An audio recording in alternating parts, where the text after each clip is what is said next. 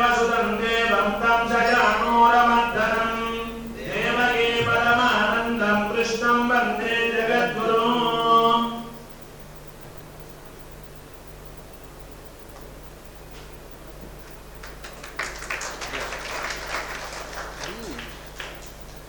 అందరికీ రేపు అందజేస్తాను. మీరు చెప్తారు.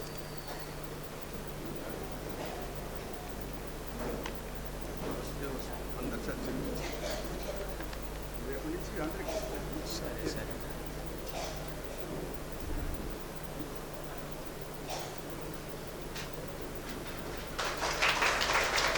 5 నిమిషాలు.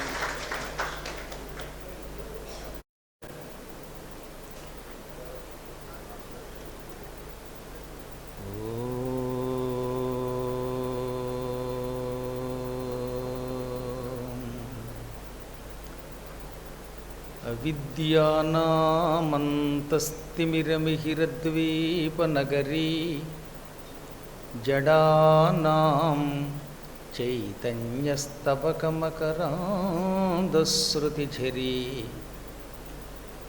దరిద్రాణాం చింతామణిగుణనికా జన్మజలధౌ నిమగ్నానాం దంష్ట్రామురరిపువరాహస్య భవతి. శుక్లాంబరధరం విష్ణుం శశివర్ణం చతుర్భుజం ప్రసన్నవదనం ధ్యాయేత్ సర్వవిఘ్నోపశాంతయే. వందే గురుపదద్వంద్వమవాంగ్మానసగోచరం రక్తశుక్లప్రభామిశ్రమతర్క్యం త్రైపురం మహః.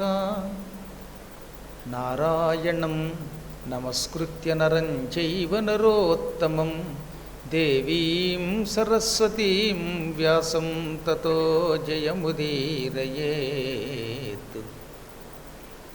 సచ్చిదానందరూపాయ విశ్వోత్పత్యాదిహేతవే తాపత్రయ వినాశాయ శ్రీకృష్ణాయ వయం నమః.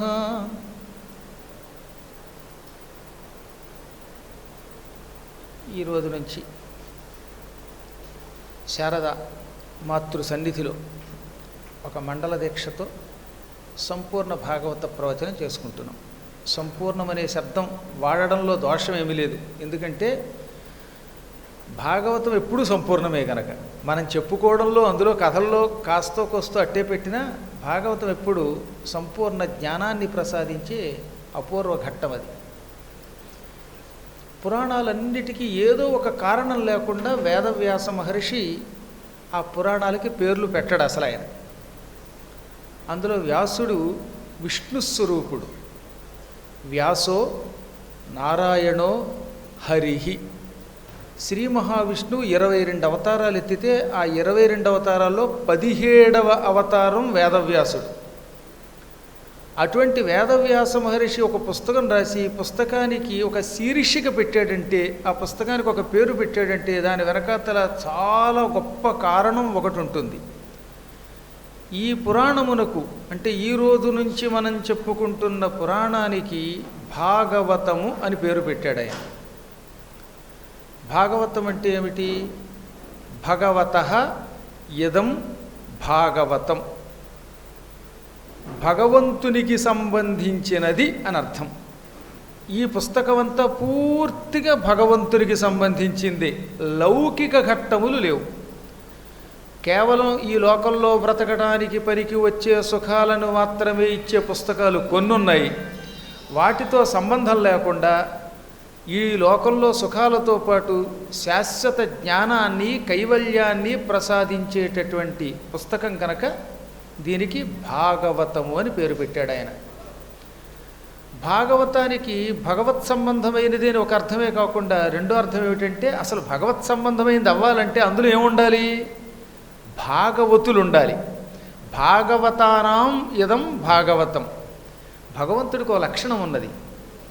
నా కథ అండాయన, నా భక్తుల కథ అంటాడు ఆయన. అందువల్ల భాగవతం అంటే అసలు అర్థం ఏంటంటే భగవద్భక్తుల చరిత్ర. భక్తులుంటేనే భగవంతుడి గురించి లోకానికి తెలుస్తుంది. కాబట్టి ముందు భగవంతుడి గురించి తెలుసుకోవాలంటే ఆయన ఎక్కడుంటాడో ఏమిటో ఇవన్నీ వెతకక్కర్లేదట. ఆయనకి సంబంధించిన ఉపాసన చేసే భక్తులు ఎక్కడుంటే అక్కడే ఆయన ఉంటాడు కనుక భక్తుల చరిత్ర అంతా గుదిగుచ్చి ఒక పుస్తక రూపంలో మనకు అందజేస్తే అది భాగవతం అయ్యింది అన్నారు వేదవ్యాసుల వారు. అనగా మొత్తం మీద భాగవతం అంటే భగవంతుని భక్తుల యొక్క సాధన, వారి చరిత్ర, వారి ఉపాసనా విధానం, వారు ఎలా బ్రతికి లోకానికి ఏమి సందేశం ఇచ్చారో ఇందులో ఉన్నది. వీరి వంకతో భగవంతుడెత్తిన అవతారముల వర్ణనంతా ఇందులో ఉంటుంది. 5 లక్షణములుంటేనే దాన్ని పురాణం అంటాం. సర్గశ్చ ప్రతిసర్గశ్చ వంశో మన్వంతరానిచ వంశానుచరితంచేతి పురాణం పంచలక్షణం.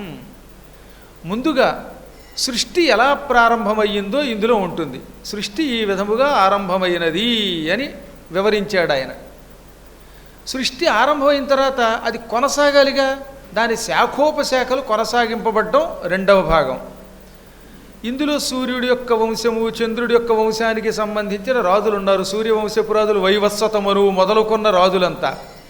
చంద్రుడి నుంచి వచ్చిన బుధుడు, బుధుడి యొక్క కొడుకేమో పురూరవుడు, ఈ మహారాజుల చరిత్ర అంతా చంద్రవంశం. ఈ వంశములు ఇందులో ఎలా పుట్టాయి, ఆ వంశములో ఏ రాజులు ఉన్నారు అవి కూడా ఉంటాయి. అంటే సృష్టి ఉంది, ఆ సృష్టి యొక్క కొనసాగింపు ఉన్నది, వంశముల ఆవిర్భావం ఉన్నది, ఆ వంశముల యొక్క కొనసాగింపు అందులో పుట్టిన మహారాజుల చరిత్రలు ఉంటాయి. ఆ తర్వాత ఏమిటి, మన్వంతరములనే పేరుతో 14 మనువుల యొక్క చరిత్ర, ఆ మనువుల యొక్క వారసుల యొక్క చరిత్ర ఉంటుంది. ఈ 5 ఉంటే దానికి పురాణం. అందుకే పురాణం పంచలక్షణం. ఈ 5 లక్షణాల్లో ఏది లేకపోయినా పురాణం కాదు. ఈ 5 లక్షణములతో పాటు భాగవతము అని పిలువబడాలంటే అందులో మరొకటి ఉండాలి. అదే మత్స్య గాయత్రి మంత్రం. అసలు పురాణం ఎప్పుడూ గాయత్రీ స్వరూపం.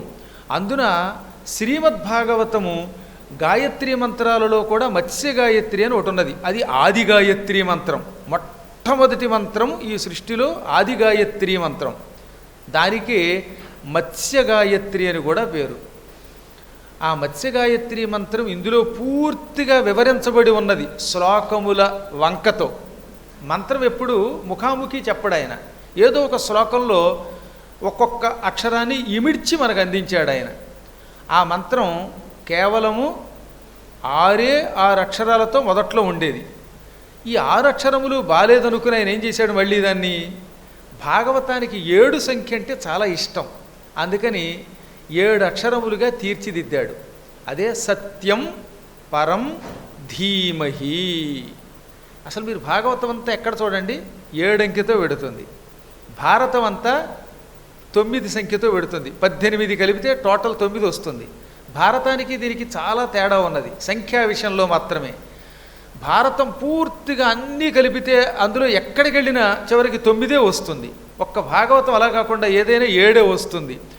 భారతం ధర్మ అర్థ కామ మోక్షములు 4 ఇస్తుంది.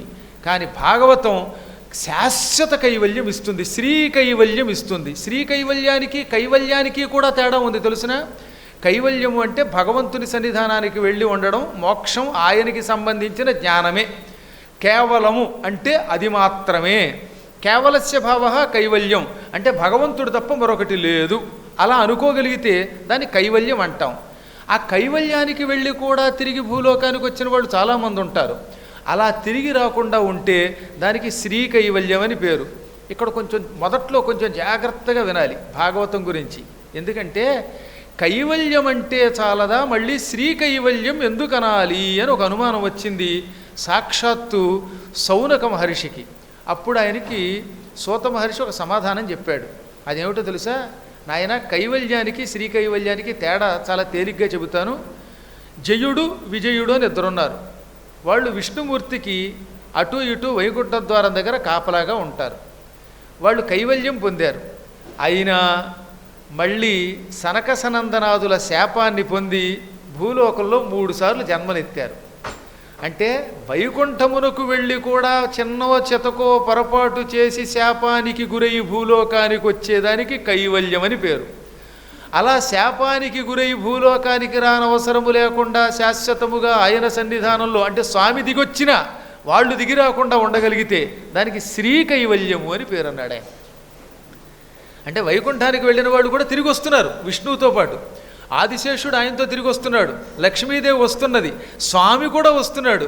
కానీ అక్కడ పొరపాటున కూడా భూమికి దిగి రాకుండా ఉండగలిగే శక్తి ఉన్నవాళ్ళు ఇద్దరున్నారట. ఒకడు పుణ్యశీలుడు, మరొకడు సుశీలుడు. ఒకడు నందుడు, ఒకడు సునందుడు. ఇలాంటి వాళ్ళకి ఉన్న పదవిని శ్రీకైవల్యం అంటారు. ఆ స్థానమునకు వెళ్ళాక మళ్ళీ తిరిగి భూమికి రావలసిన అవసరము లేకుండా ఉంటే దానికి శ్రీకైవల్యం అని పేరు. అందుకని పోతన గారు ఏం తెలివి తక్కువ అనుకుంటారా, కైవల్యం అని వాడకుండా శ్రీ కైవల్య పదంబు చేరుటకునై చింతించదన్ లోకరక్షైకారంభకు భక్త పాలన కళా సంరంభకు దానవోద్రేకస్తంభకు కేళిలోల విలసదృగ్జాల సంభూత నానాకంజాత భవాండ కుంభకు మహానందాంగనాడింభకున్.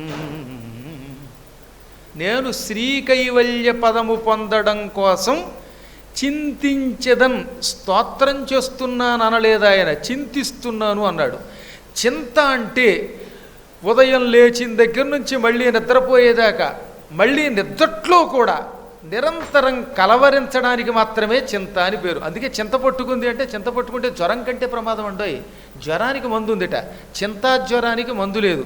నిరంతరం సర్వకాల సర్వావస్థలలో, స్వప్నావస్థలో, జాగ్రత్త అవస్థలో, సుషుప్తి అవస్థలో, అన్ని అవస్థలలో కూడా ఎవరిని ధ్యానం చేస్తే మనకి ఆనందం కలుగుతుందో ఆ ధ్యానమునకు చింత అని పేరు. అందువల్ల నేను భగవంతుణ్ణి శ్రీకైవల్య పదము పొందడం కోసం ఎప్పుడూ ధ్యానం చేస్తున్నాను. 1 గంట 2 గంటలో ఉపన్యాసం విన్నంతసేపు కృష్ణ కృష్ణ అనుకుని మళ్ళీ ఇంటికి వెళ్ళాక ఈ కృష్ణనామస్మరణ విడిచిపెట్టి లౌకికమైనటువంటి వాసనలలో పడి అసలు మళ్ళీ కృష్ణుడనేవాడు ఉన్నాడో లేదో రేపటిదాకా గుర్తు రాకుండా ఉంటే దానికి చింత అని పేరు. ఏదో తలుచుకోవడం అంటాం, స్తోత్రం చేయడం అంటాం. అలా కాకుండా కొంతమందిని చూడండి, నిద్దట్లో తట్టి లేపినా కృష్ణ అంటారు. అలాంటి వాళ్ళు ఉంటారా అని కొందరికి అనుమానం. ఉన్నారు, నేను చూశాను కాబట్టి చెబుతున్నాను. అర్ధరాత్రి 1 గంటకి అలా వీపు మీద చెయ్యగానే మా నాన్నగారు వాసుదేవ అన్నారు. సాధారణంగా అర్ధరాత్రి 12ంటికి ఎవరేమేదైనా ఒంటి మీద చేయిస్తే ఉలిక్కి పడతారు. కానీ ఆయన ఎప్పుడూ వాసుదేవ అనగలిగేవారు, శివశివ అనగలిగేవారు. ప్రాణం పోతున్నప్పుడు ఓం నమో నారాయణాయ, ఓం నమశివాయ అంటూ శరీరం విడిచిపెట్టారు మంచం మీద. ఇది స్వయంగా చూశాం కాబట్టి నమ్ముతున్నాను నేను. ఇలాంటి వాళ్ళని దాదాపు నా జీవితంలో కనీసం ఒక 500-600 మందిని చూశాను పూర్వజన్మ సుకృతం వల్ల. ఇంకా వాళ్ళ శరీరములో వేరే శబ్దం లేదు, నిరంతరం నిద్రపోతున్నా, తింటున్నా, తిరుగుతున్నా, పడుకున్నా, ఏ పని చేస్తున్నా సర్వకాల సర్వావస్థలలో వాళ్ళు నమ్మిన పరమాత్మ నామము తప్ప ఆ ముఖం నుంచి మరొకటి వచ్చేది కాదు. అంత స్థాయిలో భగవద్ధ్యానం చేస్తే దానికి చింతించుట అని పేరు. అలాంటి చింతన పోతన గారు చేశారు కాబట్టి శ్రీకైవల్య పదంబు చేరుటకునై చింతించదని అన్నారు. ఆయన ఎవరిని చింతిస్తున్నాడు? నా పక్కనే ఉన్న స్వామివారిని, నా పక్కన వెనుక ఉండి రక్షిస్తున్న స్వామిని ధ్యానం చేశాట. ఆయన పనేమిటి? లోక రక్షయికారంభకుడు. ఎప్పుడూ లోకాలని రక్షించడం అనే పని మాత్రమే చేస్తాడు, ఇంకే పని చేయడు ఆయన. 1000 పనులు లేవు ఆయనే. కొంతమంది ఉంటారు, వాళ్ళకి ఏదైనా పని చెబితే వాడి పని తప్ప అందరి పనులు చేస్తాడు వాడు. దానివల్ల ఉపయోగం ఏమున్నది? మనకి ఏ పని ఇస్తే ఆ పనిని సంపూర్ణంగా మనస్సు లగ్నం చేసి చెయ్యాలి. ఇక్కడే ఉపనిషత్తులు ఒక గొప్ప కథ చెప్పాయి. పూర్వం స్వారోచిషుడని ఒక మనువు ఉన్నాడు. ఈ వెనకాతలు దెబ్బదెబ్బలాడుతుంది చూడండి. స్వారోచిష మనువు కాలంలో స్వారోచిషుడు రాత్రిపూట అంతఃపురం కాపలా కాయడానికి ఒక ఆయన అప్పగించాడండి. ఇది కొంచెం జాగ్రత్తగా వినాలి. స్వారోచిషుడు అంటే 2వ మనువు. ఈ మనువు కాలంలో అంతఃపురాన్ని రక్షించడానికి ఒక వ్యక్తిని రాత్రిపూట కాపలాగా పెట్టాడు. ఆ వ్యక్తి పొద్దున్నే లేచి, మహారాజా, రాత్రి నాకు ఒక కల వచ్చిందండి. ఆ కల ప్రకారం మీ రాజ్యం మీదకి శత్రువులు దండయాత్రకు వస్తున్నారు. నాకు కల వచ్చిందంటే అది ఎప్పుడు అసత్యం కాదు, నా కలలు నిజమై తీరతాయి. కాబట్టి ఒక 5-6 గంటల్లోనో 7 గంటల్లోనో శత్రువులు వస్తున్నారు, జాగ్రత్త అన్నాడు. వెంటనే రాజుగారు సైన్యాన్ని సిద్ధం చేశారు వాడి మాట మీద నమ్మకంతో. అన్నట్టే 5-6 గంటల్లో కొంతమంది ఎడారి ప్రాంతం నుంచి భయంకరులైన మ్లేచ్చులు వచ్చారు. ఆ మ్లేచ్చుల్ని సంసిద్ధంగా ఉన్నాడుగా సారోచీషుడు యుద్ధానికి. ఈ కాపలవాడు ముందే చెప్పాడు కనుక నాకు కల వచ్చింది, శత్రువులు వస్తున్నారు, జాగ్రత్తగా ఉండండి అని చెప్పడం వల్ల, జాగ్రత్తగా ఉండడం వల్ల శత్రువులు చీల్చి చెండాడాడు. ఏమీ నష్టం ఆయనకు కలగలేదు. శత్రువులు జయించి చాలా సంతోషపడిపోయి ఈ కాపలవాడిని పిలిచి వాడికి ఒక 10,000 రూపాయలు ఇచ్చి ఈ రోజు నుంచి నువ్వు ఉద్యోగం నుంచి పో అన్నాడు. నీకు ఉద్యోగం తీసేశానన్నాడు. వాడు తెల్లబోయి ఇదేమిటండి మీకు శత్రువుల గురించి చెప్పాను, ఎంత ఉపకారం చేశాను, నేనే గనక మీకు నాకు ఇలా కల వచ్చిందని ఆ కలలో శత్రువులు వచ్చి దాడి చేస్తారని చెప్పకపోతే అప్పుడు మీరు శత్రువులని సంసిద్ధంగా ఉండి ఎదిరించగలరా, జయం పొందగలరా? కాబట్టి నా వల్ల విజయం వచ్చింది, నా ఉద్యోగం తీయడం ఏమిటంటే ఒరే నీకు కల ఎందుకు వచ్చింది అన్నట్ట. కల ఎవరికి వస్తుంది? నిద్రపోతే వస్తుంది. పురాణంలో కూర్చుని గురువుగారు నాకు కల వచ్చిందని మీరు అన్నారంటే అర్థం మీరు నిద్రపోతున్నారా, పురాణం వింటున్నారా? నిన్ను రాత్రిపూట కాపలాగా అంతఃపురం దగ్గర పెడితే నీకు అర్ధరాత్రి కల ఎందుకు వచ్చింది అంటే నువ్వు ఇచ్చిన కాపలా పని మాని నిద్రపోతున్నావు. నిద్రపోవడానికి కాదు నిన్ను పెట్టుకున్నది, ఇంట్లో కూర్చుని కలలు కంటూ నాకు చెప్పు, నీకు పారితోషికం ఇస్తాను, కాపలాకి వేరే పెడతాను అన్నాడు. ఇది సారోచిషమనువు యొక్క కథ. ఎందుకు చెబుతున్నానంటే మనకి ఏ పని అప్పగిస్తే ఆ పనిని చేసి తీరాలి. ఆ పని మానేసి అడుదిరిగి ఇడిదిరిగి ఇతరుల మీద పెత్తనం చేయటం వల్ల వచ్చే ఉపయోగం లేదు. శ్రీమన్నారాయణుడు లోకరక్షణ అనే ఒక కార్యక్రమమును ఆరంభించి దానిని ఎవరు అడిగినా అడగకపోయినా నిరంతరం ఆ పనిని మాత్రమే చేస్తాడు. సర్వకాల సర్వావస్థలలో లోకరక్షణ ఆయన లక్షణం. అందుకే ఆయనకి గోవిందుడు అని పేరు. గోవిందుడు అంటే పోషించువాడు, రక్షకుడు అని అర్థం అన్నమాట. ఈ విధంగా ఆ పనిని మాత్రమే చేస్తాడు కనుక లోకరక్షాకారంభకుడు ఆయన. రెండవది భక్తపాలన కళా సంరంభకుడు. భక్తుల్ని పరిపాలించేవాడే రక్షించగలడు. భక్తుల్ని పరిపాలించటం ఒక గొప్ప కళ. గజేంద్ర మోక్షం వస్తుంది కదా, శ్రీకృష్ణ అని పిలవగానే, నారాయణ అనగానే అసలు ఏమి పేరు తలుచుకోకపోయినా రక్షించమంటే తనను తాను మరిచి భార్యకు కూడా చెప్పకుండా వస్తాడు ఆయన. దీనికి కళా సంరంభము అని పేరు. భక్తులు పిలిస్తే తనను తాను మరిచిపోయి ఎక్కడ ఉన్నాననే విషయాన్ని మరిచిపోయి సంభ్రమంతో వచ్చే లక్షణం ఉన్న భగవంతుడు భక్త పాలన కళా సంరంభకుడు. పిలవగానే పిలిచారండి, వస్తానండి, నాయన ఒకసారి రాని పిలిచామనుకోండి, అన్నం తింటున్నానని ఒకసారి, చేయి కడుక్కుంటున్నానని ఒకసారి, ఈలోపు ఈ గురువు గారికి కాళ్ళు నెప్పుట్టి వెళ్ళిపోవలసిందే. అప్పుడు ఆ వచ్చేవాడి వల్ల ఉపయోగం ఏమున్నది మనకి? శ్రీమన్నారాయణుణ్ణి చూచి నేర్చుకోవలసింది ఏమిటంటే పిలిచి పిలవగానే లక్ష్మీదేవికి చెప్పకుండా, గరుత్మంతునికి చెప్పకుండా, శంఖచక్రాలు పుచ్చుకోకుండా, పరివారాన్ని పిలవకుండా అన్నీ విడిచిపెట్టి మహాసంభ్రమముతో వచ్చేశాడు ఆయన. అది భక్తపాలన కళా సంరంభము అంటే. దానవోద్రేక స్తంభకుడు రాక్షసుల యొక్క ఉద్రేకాన్ని నాశనం చేస్తాడు. దానవులు అంటే మన మనస్సులో నిరంతరం పుడుతూనే ఉంటారు. మన మనస్సులో రకరకాల కోరికలు పుడుతున్నాయి. ఈ కోరికల్ని దానవులు అంటారు. మనలో ఉన్న అపవిత్రమైన కోరికలను, ఉద్రేకాన్ని అదుపులో పెట్టేవాడని ఒక అర్థం. లోకములను నాశనము చేసే లోకకంటకులైన రాక్షసులను సర్వకాల సర్వావస్థలలో అదుపులో పెట్టేవాడని ఒక అర్థం. దానవ వినాశకుడు, దేవతా రక్షకుడు ఆయన.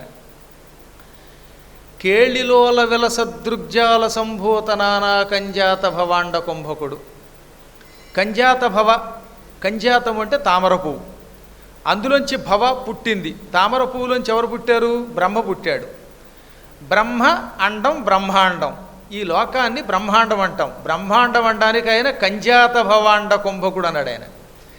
నానా కంజాత భవాండ కుంభకుడు. పైగా ఒక బ్రహ్మాండం కాదట, ఎన్ని బ్రహ్మాండాలున్నాయో ఈ లోకంలో, అనేక కోటి బ్రహ్మాండాలున్నాయి. ఇన్ని బ్రహ్మాండాలని ఆయన చాలా సరదాగా, అవలీలగా అలా చూచి సృష్టిస్తాడు. ఆయన అలా చూశాడంటే బ్రహ్మాండాలు పుడతాయి. అందుకే విలసదృగ్జాల సంభూత, కేవలం చూపులతో సృష్టిస్తాడు. సరదాగా చూసి, హాస్యంగా చూచి, వేళాకోళంగా చూసి బ్రహ్మలోకాలను సృష్టించగలడు ఆయన. ఒక పని చెయ్యాలంటే, ఒక్క కళ్ళజోడు పెట్టి తయారు చేయాలంటే ఎంతకాలం కష్టపడతాం మనం? ఇలాంటి బల్ల తయారు చేయాలంటే దానికి ఎంత సమయం పడుతుంది? ఒక మైకు తయారు చేయాలంటే ఎంత సమయం పడుతుంది, ఆ మైకుని మళ్ళీ రీసౌండ్ రాకుండా ఆపరేట్ చేయడానికి ఆయన ఎంత యాతన పడుతున్నాడు పాపం. నేను ముందుకి వెనక్కి దాన్ని అడ్జస్ట్ చేసుకోవడానికి ఎంత యాతన పడతాం, కానీ ఆయన అలా కాదట, అలా చూస్తట లోకాలన్నీ పుడతాయట. ఎంత కష్టం అది. అంటే అంత అవలీలగా సృష్టిలో ఉన్న అనేక బ్రహ్మాండాలని సృష్టించగలడు ఆయన. ఇక ఆఖరి పదం అందంగా వేశాడు ఆయన, మహానందాంగనాడింభకుడు. నందుని యొక్క సుందరి యశోదాదేవి యొక్క కొడుకు అని ఒక అర్థం. మహా ఆనందాంగనాడింభకుడు, పరమాత్ముడు ఆనందంతో పుట్టినవాడు. పరమాత్ముడు ఎవరి వల్ల పుట్ల, తనంత తానే ఒక ఆనందం పొంది ఆ ఆనందంతో ఒక రూపం ధరించాడు. అందుకే పరమాత్ముడిని రసోవై సహా అంది వేదం. సహ అంటే అతడు, అతడంటే పరమాత్మ. రసహ ఆనందము, వై అయ్యున్నాడు కదా అనగా పరమాత్ముడు ఆనంద స్వరూపుడు. ఆయనకి మనం అనుకున్నట్టుగా గుణం లేదు, రూపము లేదు, కర్మ లేదు, ఏమీ లేకపోతే ఆయన ఎలా గుర్తిస్తాం? అందుకని ఆయన ఏం చేస్తున్నాడు, అందమైన రూపం ధరించి మంచి మంచి లీలలు చేస్తూ భక్తులను రక్షిస్తూ వారికి రకరకాల పదార్థాలు ఇస్తూ అప్పుడప్పుడు సంసారం అనే మాయ కల్పిస్తూ మళ్ళీ వీటి నుంచి విముక్తి పొందిస్తూ ఆనందిస్తున్నాడు. అటువంటి రూపం ధరించిన వాడికి మహానందాంగనాడింభకుడని పేరు. అటువంటి కృష్ణుడి చరిత్ర సంపూర్ణముగా 7 రోజులలో వింటే వాడికి శ్రీ కైవల్య పదము వస్తుంది. అందుకని శ్రీ కైవల్య పదం వీళ్ళకి అందించడం కోసం వేదవ్యాసులు వారు ఏం చేశారన్నమాట, 7 అక్షరములతో కూడిన మంత్రాన్ని లోకానికి అందించారు ఈ పురాణం రూపంలో. అదే సత్యం పరం ధీమహి. భగవంతుడు పరాత్పరుడు, ఆయన కంటే గొప్పది మరొకటి లేదు. పరము అంటే ఇంతకు మించినది లేదు. అది సత్యం, నాశనము లేని వస్తువు. ఇవాళ ఉండి రేపు వెళ్ళిపోతే దాన్ని సత్యమనం. మనందరం అసత్స్వరూపాలం. ఎందుకని? మనకి ఈ రూపము శాశ్వతము కాదు గనక. అసలు మనకి ఏ రూపము శాశ్వతం కాదు. చిన్నప్పుడు ఎలా ఉన్నాం, పెద్దయ్యాక ఎలా ఉన్నాం, వార్ధక్యంలో ఎలా ఉన్నాం, ఢామ్మని ప్రాణం పోతే అప్పుడు కట్టె ఎలా ఉంది. ఆ కట్టెతో పక్కన కూర్చున్న భార్య కూడా బాబోయ్ మా ఆయన్ని నేను చూడలేనంటుంది. అంత వికృతమైపోతుంది ఈ శరీరం. అటువంటి మార్పులతో కూడిన దానికి అసత్పదార్థమని పేరు. కానీ పరమాత్మ ఎప్పుడూ ఒకే రూపముతో సర్వకాల సర్వావస్థలలో ఉంటాడు. అది సత్యం. అంటే సత్యము పరము అయినటువంటి పరబ్రహ్మస్వరూపాన్ని ధీమహి మేము ధ్యానిస్తున్నాము అని ఈ మత్స్యగాయత్రి మంత్రానికి అర్థం. ఆ 7 అక్షరములే సప్తాహ దీక్షగా మారాయి. భాగవతాన్ని 7 రోజుల్లోనే ఎందుకు వినాలి, ఎందుకు దీక్ష వచ్చింది అంటే ఆ 7 రోజులకి 7 గాయత్రి మంత్ర అక్షరాలు నిలయములు గనుక. ఆ అక్షరములే 7 వారములనే పేరుతో రోజులయ్యాయి. సత్యం పరం ధీమహీట వరస్సగా స అంటే ఆదివారము, త్యం అంటే సోమవారము, పరం వరస్సగా మంగళవారం బుధవారం, ధీమహి అనగా వరసగా శుక్రవారము శనివారము ఆదివారం. ఈ విధంగా ఆది సోమ మంగళ బుధ గురు శుక్ర శని అనేటటువంటి వారములు 7 కూడా వరుసగా సత్యం పరం ధీమహితో ఆవిర్భవించి సప్తాహం అయ్యాయి. ఇంకొక రహస్యం కూడా ఉన్నది. 7 అక్షరాలు. ఈ 7 అక్షరాలే 7 రోజులు. ఈ 7 రోజులలో తప్ప ఎవడు ఇంకో రకంగా పుట్టడు. ఎవడు పుట్టినా ఎవడు చచ్చిపోయినా 7 రోజులే. ఆదివారం నుంచి శనివారం లోపు ఈ 7 రోజులు కాకుండా మరొక రోజులో ఎవడన్నా పుట్టగలడా? ఈ 7 రోజులలో కాకుండా మరొకడు ఎవడైనా శరీరం విడిచిపెట్టగలడా? కాబట్టి ఎవరికైనా చిట్ట చివరికి తప్పనిసరి అయి ఉన్నది ఈ సప్తాహ దీక్షయే. అటువంటి దీక్షాస్వరూపాన్ని వేదవ్యాసుల వారు అపూర్వ రీతిలో అందించారు. ప్రతిరోజు ప్రారంభకాలంలో మనం జగద్గురుడైన కృష్ణుణ్ణి తలుచుకుని మనం కార్యక్రమం ప్రారంభిద్దాం. అందుకని ప్రారంభంలో సత్యం పరం ధీమహి అని పిలువబడిన మత్స్యగాయత్రి మంత్రాన్ని అధికరించి వృత్రాసుర వధం చెప్పబడి ఉన్న భాగవతం లోపలికి వెళ్లే ముందు శ్రీకృష్ణుడు జగద్గురువు గనక ఆయన తలుచుకుందాం. ప్రతిరోజు 6:25కే ప్రారంభిస్తాం కనుక 5 నిమిషాలు ఈ ప్రార్థన అవుతుంది. 6:30 నుంచి 8:30 దాకా ప్రవచనం సాగుతుంది. ఇప్పుడు అందరూ కూడా నేను చెబుతూ ఉంటాను, మీరు కూడా నాతో గొంతు కలిపి అనండి. వసుదేవసుతం దేవం కంసచాణూరమర్దనం దేవకీ పరమానందం కృష్ణం వందే జగద్గురుం. అతసీ పుష్పసంకాశం హారనూపురశోభితం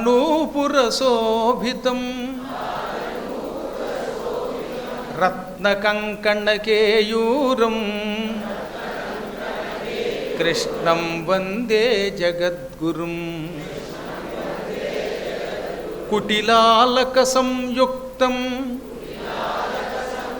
పూర్ణచంద్రనిభాననం విలసత్కుండలధరం కృష్ణం వందే జగద్గురుం మందారగంధ సంయుక్తం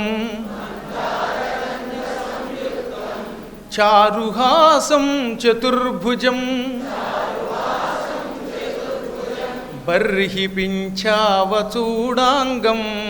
కృష్ణం వందే జగద్గురుం ఉత్ఫుల్ల పద్మపత్రాక్షం నీలజీమూత సన్నిభం యాదవానాం శిరోరత్నం కృష్ణం వందే జగద్గురుం రుక్మిణీకేళి సంయుక్తం పీతాంబర సుశోభితం అవాప్త తులసీగంధం కృష్ణం వందే జగద్గురుం గోపికానాం కుచద్వంద్వ ఈ పాదానికి కొన్ని ఇబ్బంది ఏంటంటే అదంతా ఒకటే సమాసం కాబట్టి నేను కలిపే చదివేస్తాను, మీరు ఎక్కడ ఆపకండి వాళ్ళని. గోపికానాం కుచద్వంద్వ కుంకుమాంకిత వక్షసం కుంకుమాంకిత వక్షసం శ్రీనికేతం మహేశ్వాసం కృష్ణం వందే జగద్గురుం శ్రీవత్సాంకం మహోరస్కం వనమాలా విరాజితం శంఖచక్రధరం దేవం కృష్ణం వందే జగద్గురుం. అటువంటి జగద్గురువుకి నమస్కరించుకుందాం. ఒకప్పటి మాట, పరమ పవిత్రమైన నైమిషారణ్యంలో ఇవాళ ఉత్తరప్రదేశ్ రాజధానికి లక్నోకి ఇంచుమించుగా ఒక 2-3 గంటల ప్రయాణంలో వెళ్ళిపోవచ్చు. మనం 80-100 కిలోమీటర్ల దూరంలో ఉన్నది. 5 సార్లు ఇప్పటికక్కడ భాగవత్ సప్తాహం చేశాను. మళ్ళీ రేపు సెప్టెంబర్ 10వ తారీఖున వెళ్ళి ఇంకో భాగవత్ సప్తాహం చేయబోతున్నాం. అది చేసే ముందు సంపూర్ణంగా భాగవతం చెప్పే అవకాశం ఆ హరి ఈ హరి గారు కూడా ఇచ్చారు. మొత్తం మీద ఇది హరిప్రసాదం, గురుప్రసాదం. ఇప్పటికి కూడా మనకి లక్నో దిగితే ఇంచుమించుగా నైమిషారణ్యం వెళ్ళినట్టే. గోమతి అని పిలువబడే నదము అక్కడ ఉన్నది. అది నది కాదు, నదం. పడమర పుట్టి తూర్పుకి ప్రవహిస్తే దానిని నది అంటారు. అందుకే కృష్ణ, గోదావరి, గంగా ఇవన్నీ పడమర కనులలో పుట్టి తూర్పుకు ప్రవహించి తూర్పున ఉన్న సముద్రంలో, పూర్వ సముద్రంలో కలుస్తున్నాయి. ఇప్పుడు పూర్వ సముద్రాన్ని బంగాళాఖాతం అంటున్నాం మనం, అందులో కలుస్తాయి. ఇవి నదులు. అలా కాకుండా తూర్పున పుట్టి పడమరకి ప్రవహించి పశ్చిమ సముద్రంలో కలిస్తే దానికి నదము అని పేరు. అనగా గోమతి, నర్మదా ఇవి అరేబియా సముద్రంలో కలుస్తున్నాయి కనుక ద్వారక దగ్గర వీటికి నదములు అని పేరు. అదనమాట నదీ నదాలు అనే శబ్దాల్లో అర్థం అది, ఆ ప్రవాహంలో తేడా. గోమతి నైమిషారణ్యంలో ప్రవహిస్తున్న గొప్ప నదం. బ్రహ్మదేవుడి కమండలము నుంచి భూమి మీదకి ఉద్భవించిన నదముగా దానికి బ్రహ్మపురాణంలో ఒక గొప్ప కథ ఉన్నది. చాలా గొప్ప పవిత్రమైన నదం. ఆ నదం ప్రవహించే స్థలం నైమిషారణ్యం. అది దేవతలు కూడా నిరంతరం నివసించే స్థలం. అందుకే భాగవత ప్రారంభంలోనే నైమిషే అనిమిషక్షేత్రే మునయ సౌనకాదయ సత్రం స్వర్గాయ లోకాయ సహస్ర సమమాసత. అనిమిష క్షేత్రమైన నైమిషారణ్యములో అని ఎత్తుకున్నారు. నైమిషం దేవతలు నివసించే స్థలం. దేవతలకి రెప్పపాటు ఉండదు. ఇలా చీటికి మనం కంటి మీద రెప్పేస్తాం కదా, దానికి నిమిషము అని పేరు. అలా నిమిషము లేకపోతే దానికి అనిమిషము అని పేరు. దేవతలకి ఈ రెప్పపాటు ఉండదు, అందుకని వాళ్ళని అనిమిషులు అన్నారు. అనిమిషులు అని పేరు కలిగిన దేవతలు తమయంత తాము ఇష్టపడి నివసించే దివ్యస్థలం నైమిషారణ్యం. ఆ స్థలం ఎంతోమంది మహానుభావులైన ఋషులకు ఆలవాలం. 88,000 మంది ఋషులు ఆ నైమిషారణ్యంలో ఒకసారి సమావేశమై 1000 సంవత్సరములు యజ్ఞం చేశారు. సహస్ర సమమాసత అన్నారు. అంటే 1000 సంవత్సరములు జరిగిందిట యజ్ఞం. ఏకంగా ఒకరోజు 2 రోజులు కాదు, నిజంగా 1000 సంవత్సరాలు యజ్ఞం చేయడం అంటే ఎంత కష్టమో ఆలోచించండి. గట్టిగా ఒక వారం రోజులు, ఒక 40 రోజుల కార్యక్రమం అంటేనే ఎంతోమంది మార్బలం ఉంటే కానీ అవ్వదు. అందులో ఏ క్షణంలో ఏది తేడా వచ్చినా ఆ పనిలో లోపం వస్తుంది. అటువంటిది ఆ రోజులలో కేవలం అరణ్యంలో 88,000 మంది ఋషులు 1000 సంవత్సరాలు యజ్ఞం చేశారు. అది నిజంగా తపశ్శక్తి అన్నమాట. పైగా సశరీరముగా స్వర్గానికి తీసుకెళ్లే యజ్ఞం అన్నారు. బ్రహ్మపురాణంలో అయితే శరీరముతో స్వర్గానికి వెళ్ళడం కోసం చేసే యజ్ఞమునకు సత్రయాగం అని పేరు. సత్రయాగం ఎప్పుడు దీర్ఘకాలం చేయబడాలి. 6 నెలల కంటే ఎక్కువ కాలం సాగితే ఆ యజ్ఞానికి సత్రయాగం అని పేరు. 6 నెలల లోపు జరిగే యజ్ఞాన్ని సత్రం అనకూడదు అని బ్రహ్మాండ పురాణంలో ఉంది. కాబట్టి 1000 ఏళ్ళు చేశారట వాళ్ళు. ఒక యజ్ఞం చెయ్యాలంటే ముందు స్థలం గొప్పదై ఉండాలి, పవిత్ర స్థలం కావాలి. అందుకనే ఒకప్పుడు ఋషులంతా కలిసి బ్రహ్మదేవుడి దగ్గరికి వెళ్ళి, బ్రహ్మదేవ, రాబోతున్నది కలియుగం, ఆ కలియుగంలో మేము అందరు మానవులతో కలిసి ఉండలేం, మేము యజ్ఞాలు చేసుకుంటూ పురాణాలు వింటూ పవిత్రంగా గడపడానికి ఒక మంచి స్థలం ఉంటే ఇమ్మని అడిగారు. అప్పుడు ఆయన, ప్రస్తుతం భూమండలంలో అలాంటి స్థలం లేదు, నేను మీకోసం అలాంటి స్థలాన్ని ఏర్పాటు చేస్తాను అని వెంటనే మనస్సంకల్పంతో ఒక చక్రాన్ని సృష్టించాడు. అందుకే బ్రహ్మ మనోమయ చక్రం అంటారు దానిని. ఆ విషయం తెలియక చాలామంది విష్ణు చక్రం అని వాడుతున్నారు. విష్ణు చక్రం అనే పదం ఏ పురాణంలోనూ లేదు. బ్రహ్మ మనోమయ చక్రం, ఆయన మనస్సంకల్పముతో ఆ మనస్సుతో కూడిన చక్రం ఒకటి పుట్టింది. ఆ చక్రాన్ని బ్రహ్మగారు ఇంత చక్రం అన్నమాట, బండి చక్రం లాంటి చక్రం, దాని మధ్యలో తయారు చేయబడిన ఆకులు ఉంటాయి, చెక్క ఆకులు, చుట్టూత ఇనప బద్దీ ఉంది. ఆ ఇనప బద్దీని చుట్టూత ఎడ్ల బండిని చూసారా పూర్వకాలంలో మీరు? ఎడ్ల బండు ఇప్పటికి వెళ్ళే టైర్లు కాకుండా చెక్కతో తయారు చేసిన చక్రం, దాని చుట్టూత ఆ చెక్క పాడవకుండా ఉండడానికి ఇనుప బద్దీ ఒకటి ఉండేదన్నమాట, కమ్మి. ఆ కమ్మీని సంస్కృతంలో నేమి అంటారు. అలా నేమి అమర్చబడిన ఒక చక్రాన్ని బ్రహ్మ నేల మీదకి దొర్లించి, ఈ నేమి ఎక్కడ ముక్కలై పడిపోతే ఆ స్థలం పవిత్ర స్థలం అవుతుంది, అక్కడ మీరు నిశ్చింతగా కలిప్రభావానికి భయపడకుండా యజ్ఞాలు చేసుకోండి, తపస్సులు చేసుకోండి, పురాణాలు వినండి అని ఆ చక్రాన్ని కిందకి దొల్లించాడు. ఆ చక్రం వెంట మహావేగంగా యోగశక్తితో ఆకాశ మార్గాన ఈ ఋషులంతా వచ్చారు. ఆ చక్రం అన్ని లోకాలు దాటుకుని బ్రహ్మలోకం నుంచి భూలోకం దాకా వచ్చి, ఇప్పుడు భూలోకంలో మనం నైమిషారణ్యం అంటున్నామే లక్కునో దగ్గర, అక్కడికి వచ్చి ఢామ్ అనే శబ్దంతో ముక్కలై పడిపోయింది. పడిపోగానే ఆ చుట్టూతో ఉన్న నేమి ఇనప బద్ది తుక్కుతుక్కైపోయింది. అందులో ఒక ముక్క భూమిని చీల్చి పాతాళ జలాన్ని పైకి తన్నేలా చేసింది. ఆ పాతాళ జలమే ఇప్పుడు చక్రతీర్థము అని పిలువబడుతోంది. అక్కడ ఆ చక్రం వల్ల పుట్టిన తీర్థం చక్రతీర్థం. ఆ స్థలం చాలా గొప్పది, చూసి తీరాలి. ఈ నేమి జీర్ణమై శిథిలమై పడిపోవడం వల్ల దానికి నైమిషం అని పేరు వచ్చింది. ఎత్ర నేమిహి సంశీర్యతే తదేవ నైమిషం. ఎక్కడ నేమి శిథిలమై పడిందో అదే నైమిషం. ఇంతకీ నైమిషం అంటే ఆ చక్రము యొక్క బద్దీ విరిగిపడిన శిథిలమైపడిన స్థలము.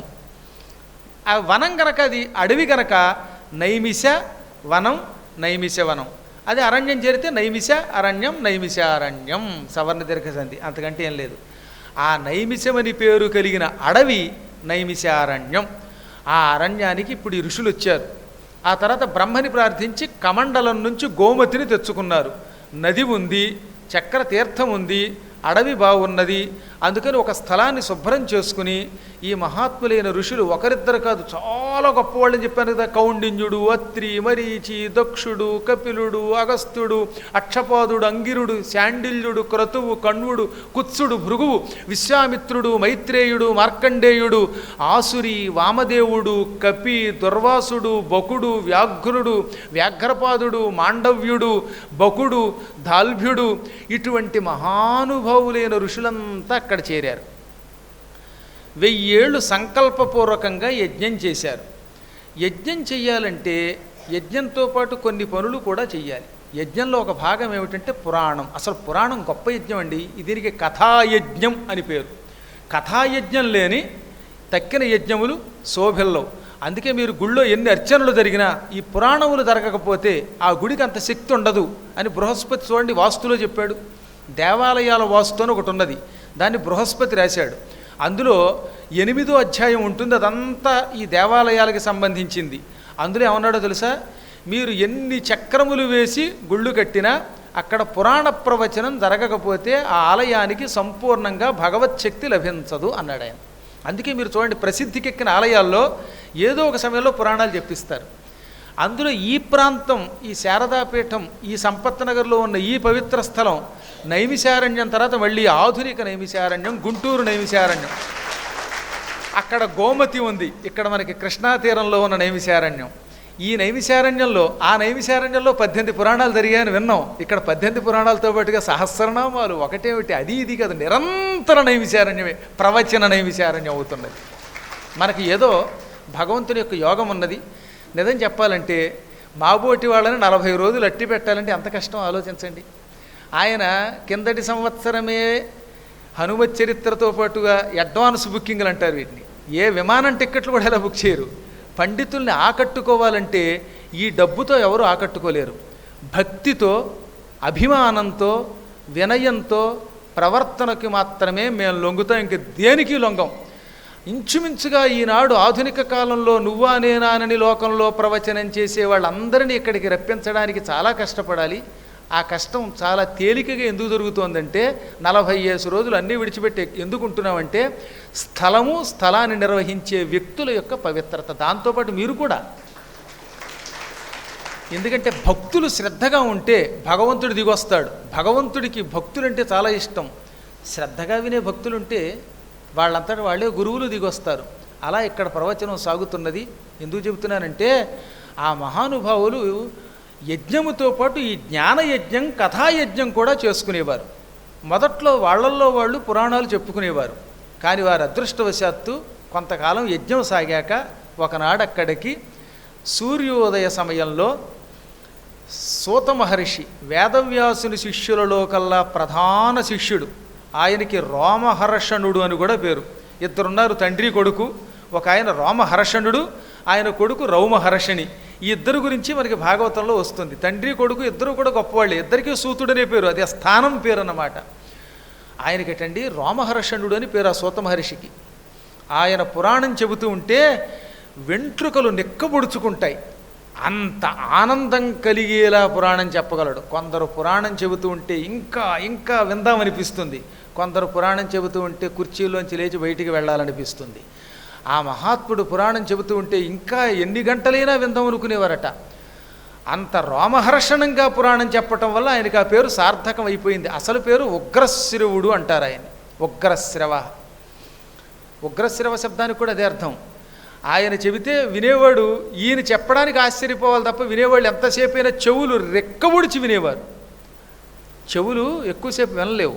1 గంట పర్వాలా, 2 గంటలు పర్వాలేదు, 2.5 గంటలు ఇంకా అక్కడి నుంచి మొదలవుతుంది. 3వ గంట చెప్పడం మొదలైతే ఎక్కడెక్కడికో వెళ్ళిపోతుంది చెవి. టింగ్ టింగ్ అని ఈ పక్కన సెల్ ఫోన్ ఒకటి మోగుతూ ఉంటుంది, ఇంటికి పరిగెత్తుకుపోతూ ఉంటారు.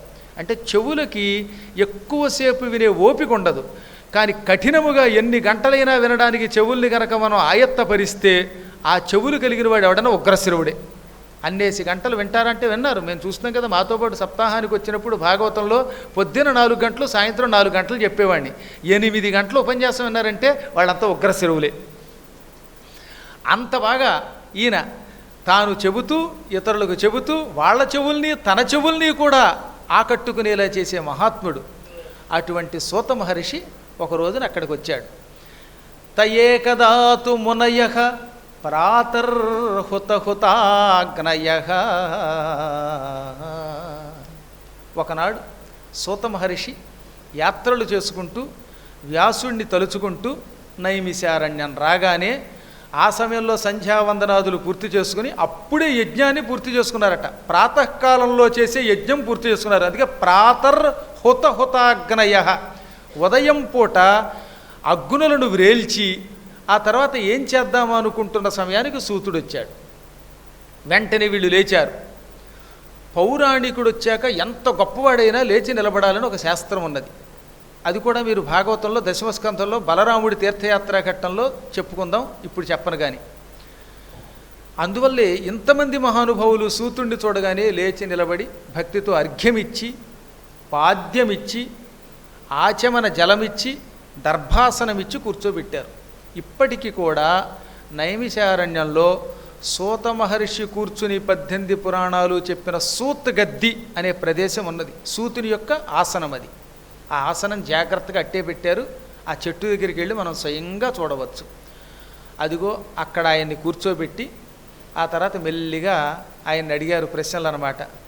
స్వామి, మా అదృష్టం కలిపురుషుడు ఎక్కడొచ్చి మమ్మల్ని పీడిస్తాడు అని భయపడి బ్రహ్మ దగ్గరికి వెళ్ళాం.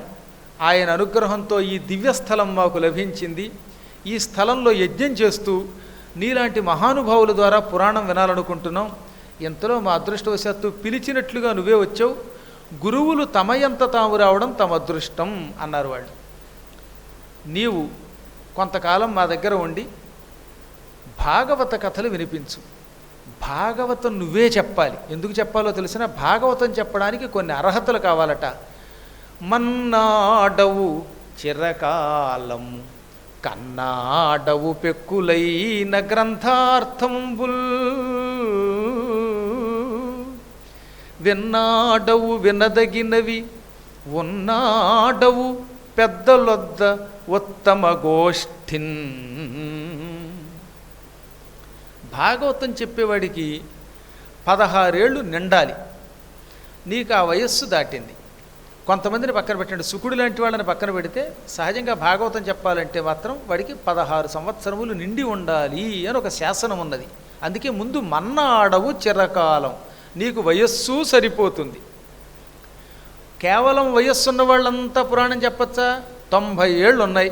అంత మాత్రం చేత భాగవతం చెప్పడానికి అర్హుడేనా అంటే, కన్నాడవు పెక్కులైన గ్రంథార్థంబుల్, రకరకాల గ్రంథాలు చదవాలి.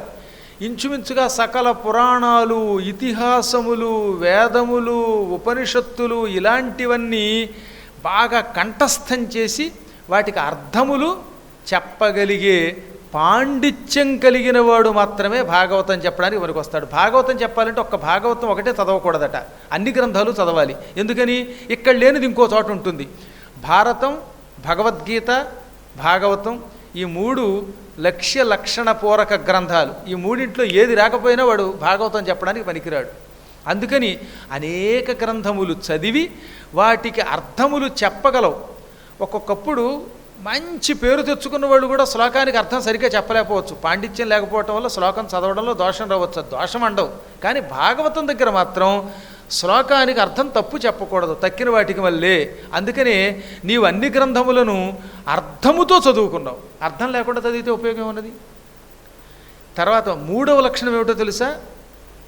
విన్నాడవు వినదగినవి. అన్నీ విన్నామని లేదు, ఏది వినాలో అదే విన్నావు. వినదగినవి వినాలట. చాలా చెబుతూ పోతూ ఉంటారు ఎన్నో చోట్ల, అవన్నీ వినడం కాదట. అందులో తగినవి మాత్రమే విని తగనవి వినకూడదు. అనగా ఇందులో ఒక గొప్ప అంతరార్థం ఉంది. మీరు పురాణం వింటున్నారు, మధ్య మధ్యలో ఒక్కొక్కప్పుడు హాస్యం కోసం ఏవో బయట కథలు వస్తాయి, కబుర్లు. అవి విడిచిపెట్టేయండి. అవి తాత్కాలికంగా సంతోషం కలిగిస్తాయి. ఇందులో ఏది అవసరమో అది బుర్రలో వేసుకోండి. పిట్ట కథలేమో కంఠస్థం చేసి అసలు సరుకంతా విడిచిపెడితే అటువంటి వాడు శ్రవణము చేసిన వాడు కాదు. అందుకే వినదగినవి మాత్రమే వినాలి. వ్యాసుడంతటి వాడు చెప్పినప్పుడు కూడా ఒక్కొక్కసారి లౌకిక విషయాలు చెప్పవలసి వస్తుంది. అందుకని సూతుడు ఏం చేశాడు? అలాంటివి ఉంటే తీసేశాడు. ఏది వినాలో అదే విన్నాడు. అందుకే నువ్వు ఏది వినాలో అది విని అనవసరమైనవి పక్కన పెట్టావు. అలా వినదగినవి విన్నవాడే పురాణం చెప్పాలి భాగవతాన్ని. అంటే ఇక్కడికి ఎన్ని ప్రధాన లక్షణం? ఎక్కువ కాలం జీవించాలి, గ్రంథాలు చదివి అర్థం తెలుసుకోవాలి, పెద్దవాళ్ళు చెబుతున్నప్పుడు వినదగిన వినాలి. ఈ మూడు ఒక ఎత్తు. నాలుగవది గొప్ప లక్షణం, ఉన్నాడవు పెద్దలొద్ద ఉత్తమ గోష్ఠిన్, సజ్జనులతో స్నేహం చేయాలి. సాధువులతో స్నేహం చేసిన వాడు మాత్రమే భాగవతం చెప్పడానికి అర్హుడు. సాధువుల్ని ద్వేషించేవాడు, మహాత్ముల్ని ద్వేషించేవాడు, అలాంటి వాళ్ళు ఉన్నారే, వాళ్ళు కంచె చేను వేయడం లాంటి దౌర్భాగ్యులు, వాళ్ళ వల్ల ఉపయోగం లేదు. కాబట్టి సజ్జన సాంగత్యము చేసిన వారికి మాత్రమే భాగవతాన్ని చెప్పడానికి అర్హత కలిగిన వారిగా వ్యాసుడు పేర్కొన్నాడు. నీవు సజ్జన సాంగత్యం కూడా చేశావు. ఈ 4 లక్షణాలు ఉండడం వల్ల నిన్ను మేము భాగవతం చెప్పమని అడుగుతున్నాం. ఎందుకనంటే మాకు దాని మీద తప్ప ఇంక దేని మీద కోరిక లేదు. దాని మీద కూడా ఎందుకు ఆ భాగవతం మీద అంత కోరిక అంటే, చూస్తున్నాం రాబోయే కలియుగంలో మానవులు ఎలా ఉంటారో.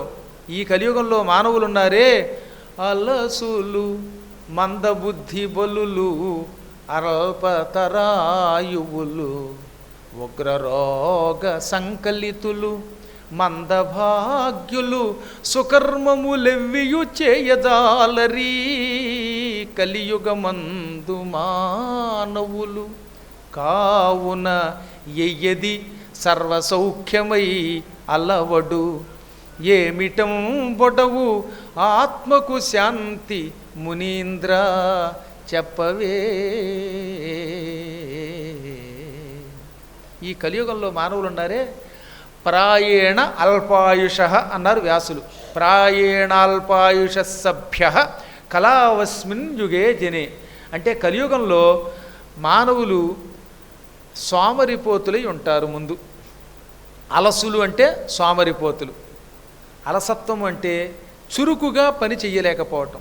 ఏదైనా పని చెబితే ఇవాళ చెబితే ఏడాది తర్వాత అవుతుంది. 8 గంటలకి నాయన గుళ్ళో హారతెమ్మంటే మర్నాడు 8ంటికి ఇచ్చేవాళ్ళు ఉన్నారు ఇప్పటికి కూడా. దానివల్ల ఉపయోగం ఉన్నది, అంత చురుకుగా ఉంటారట కొంతమంది. వాళ్ళని ఏమంటారు? అలసులు. కలియుగములో మానవుల యొక్క ప్రధాన లక్షణం అలసహ. అలసాహ బహువచనంలో వాడారు. సోమరిపోతులు ఎక్కువగా ఉంటారు. ఉన్నారో లేదో మీకు తెలుస్తూనే ఉంది కదా. పూర్వంలో పనులు చేయరు. 14 గంటలు 15 గంటలు ఎందుకండి, 5 అవర్స్ డ్యూటీ. మా చిన్నప్పుడు కూడా వ్యవసాయానికి వెడితే పొద్దున్న సూర్యోదయానికి ముందు వెడితే ఎప్పుడో సాయంకాలం అయ్యాక వచ్చేవారు. ఇప్పుడు 10 గంటలకి టిఫిన్ తిని వస్తాం, 12 దాకా చేస్తాం, తర్వాత మళ్ళీ 2 గంటలు విశ్రాంతి, మళ్ళీ 2 to 4, ఆ తర్వాత ఇంటికి వస్తాం, సినిమాలు చూస్తాం. దీనివల్ల ఏమిటి? సృష్టికి ఏం ఉపయోగం దానివల్ల?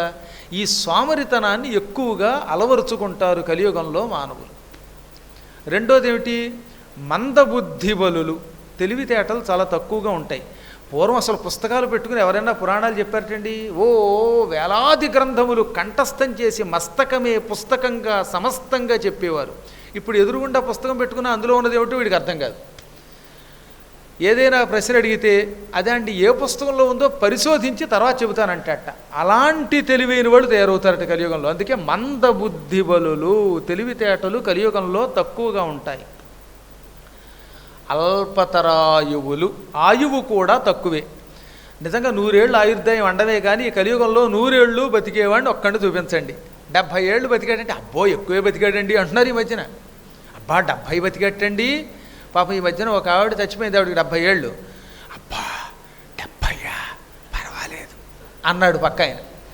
ఆ తర్వాత మా అమ్మగారికి 86 అని వినగానే అయ్యి బాబోయేట నేను ఇంకా 100 ఏళ్ళు బతకాలని నేను అనుకుంటూ ఉంటే 86 ఏళ్ళు బతికిందిటండి అమ్మో అని గుండెల మీద చేసుకున్నాడు ఆయన. అంటే కలియుగంలో నమ్మకం లేదు మనకి.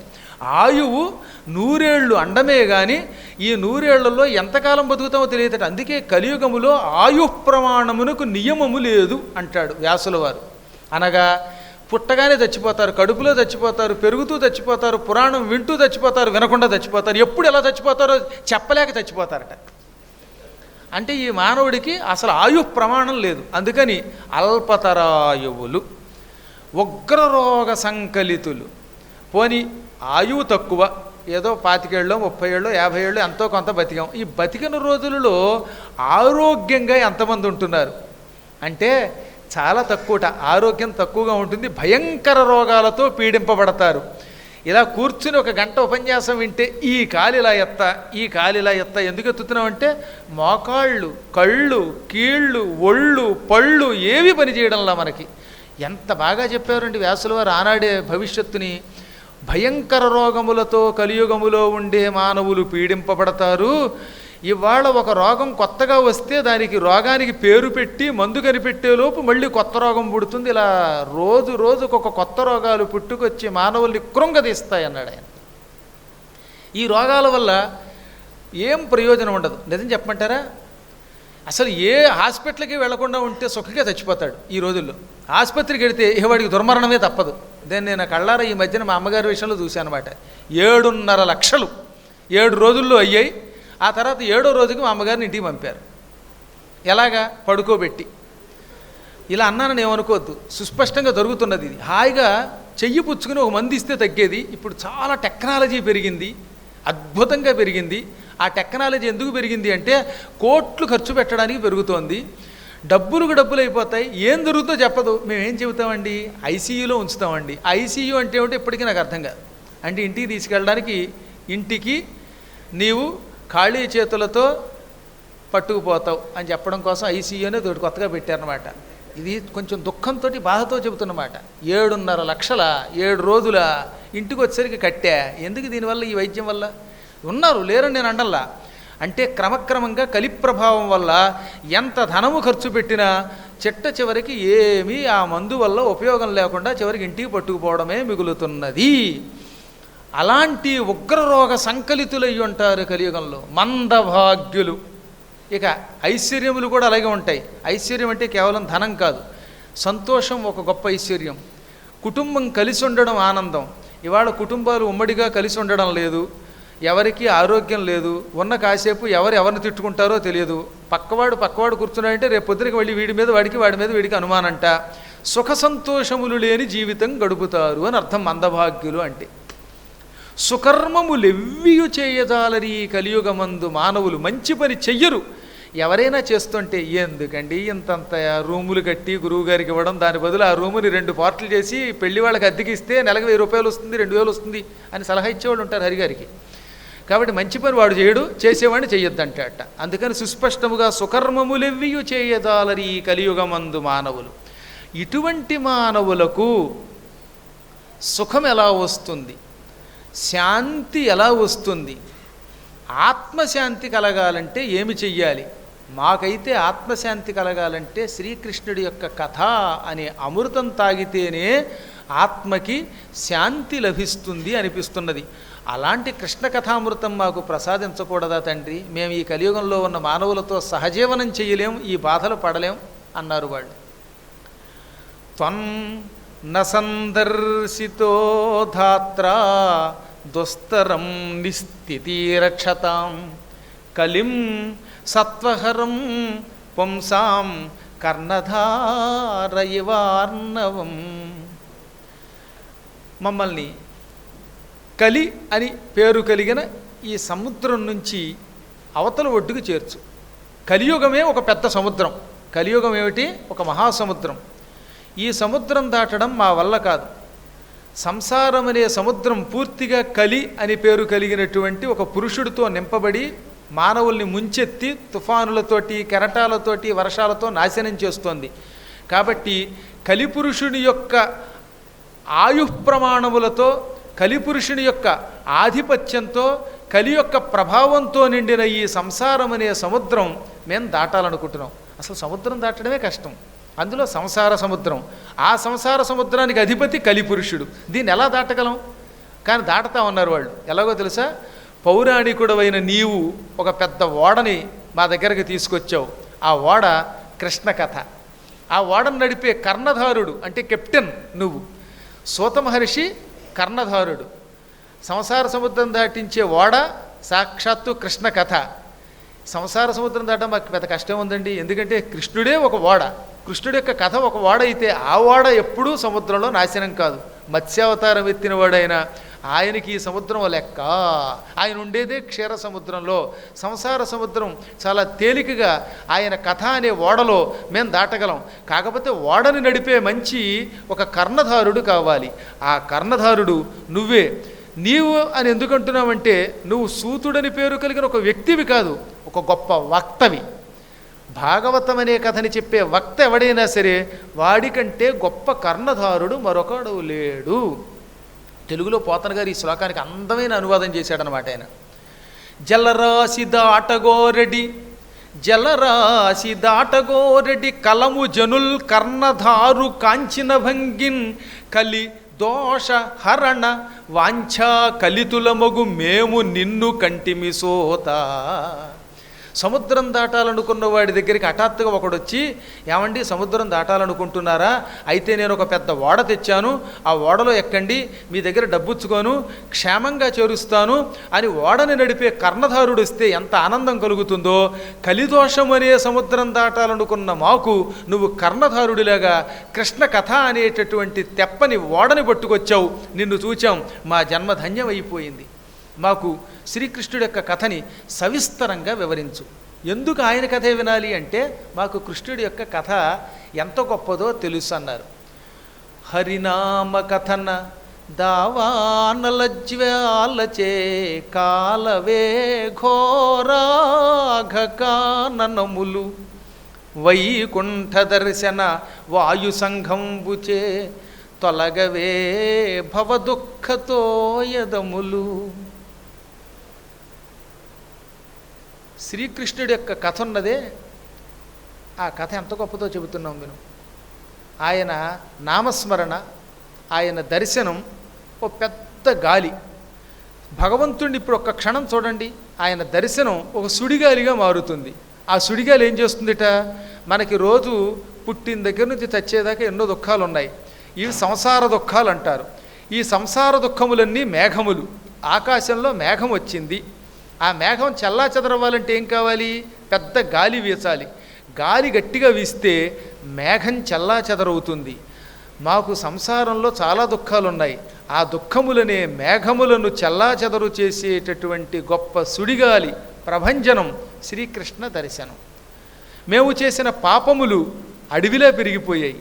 ఈ అడవి తగలబడాలంటే ఆ శ్రీకృష్ణుడి కథ అనే దావాగ్ని పుట్టాలి. శ్రీకృష్ణ కథ దావాగ్ని మా పాపాలని అరణ్యాలని అది తగలబెట్టేస్తుందన్నమాట. నారాయణ స్మరణ ప్రభాకర దీప్తి తీరవే షడ్వర్గతి మిరతతులు. నారాయణ స్మరణం సూర్యకాంతి. సూర్యుడు ఉదయించేంత వరకు చీకట్లుంటాయి. ఒక్కసారి సూర్యుడు ఉదయించగానే చీకట్లు ఏమైపోతాయి? పటాపంచలైపోతాయి, తొలగిపోతాయి. మా సంసారంలో కామ క్రోధ లోభ మోహ మద మాత్సర్యాలనే కటిక చీకట్లున్నాయి. ఈ చీకట్లలో ఎప్పుడూ కొట్టుమిట్టాడుతున్నాం. ఈ చీకట్లు పోవాలంటే నారాయణ నారాయణ నారాయణ అని నిరంతరం స్మరించాలి. ఆ నారాయణ స్మరణం ఒక సూర్యకాంతి అయి మా చుట్టూతో ఉన్న కామక్రోధాది ఈ చీకట్లన్నిటినీ తొలగించి వేస్తుంది. కమలనాభధ్యాన కంఠీరవంబుచే కోలవే దుర్మృత్యు కుంజరములు. ఏ మానవుడు ఏ క్షణంలో మరణిస్తాడో తెలియదు కదా. అలాంటి మరణమునకు అపమృత్యువు దుర్మృత్యువు అని పేరు. ఎవడో ఇంట్లోంచి బయటికి వెళ్ళాడు, కారు గుద్దేసింది, చచ్చిపోయాడు, అది అపమృత్యువు. నదిలో స్నానానికి వెళ్ళి ములిగి చచ్చిపోయాడు, అదొక అపమృత్యువు. అన్నం తింటూ ఉంటే అన్నం ముద్ద కంఠానికి అడ్డం పడి చచ్చిపోయాడు, అదొక దుర్మరణం. హాయిగా పురాణం విందామని కూర్చుంటే నెత్తి మీద ఫ్యాన్ పడింది, అదొక అపమరణం. ఇలాంటి అపమరణములను దుర్మృత్యువులు అంటారు. ఈ మృత్యువులు ఏనుగులు. ఈ దుర్మృత్యువు అనే ఏనుగుని చీల్చే సింహం శ్రీకృష్ణ నామస్మరణ. అందుకే కృష్ణుడిని భక్తితో తలుచుకుని ఆయన కథ వినేవాడికి మాత్రం అపమృత్యువు రాదు, దుర్మరణము రాదు. హాయిగా సుఖంగా సంసారంలో అన్ని సుఖాలు అనుభవించి వార్ధక్యంలో కూడా అనాయాసంగా వెళ్ళిపోతాడు.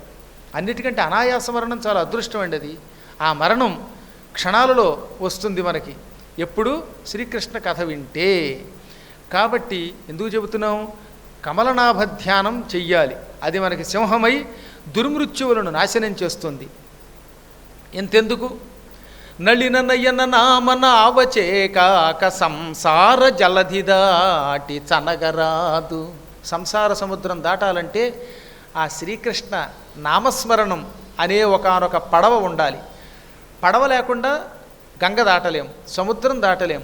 శ్రీకృష్ణ నామస్మరణం లేకుండా సంసార సముద్రం దాటలేం. అందుకని మేము అడుగుతున్నాం, వేయునేల మాకు విష్ణు ప్రభావంబు తెలుపవయ్య సోత ధీ సమేత. ఇంకెందుకు 1000 కథలు, మాకు శ్రీ విష్ణువు యొక్క కథలు చెప్పు, మాకు విష్ణు కథలు తప్ప ఇంకేం వద్దు. భక్తితో రోజు నువ్వు చెబుతూ ఉంటే విష్ణు కథలు వింటాం, విని తరిస్తాం. ఆయనట అవతరించాట, ఒకసారి కాదుట 22 పర్యాయాలు అవతరించాడు. అవతరించినప్పుడల్లా అనేకమైన లీలలు చేశాడు.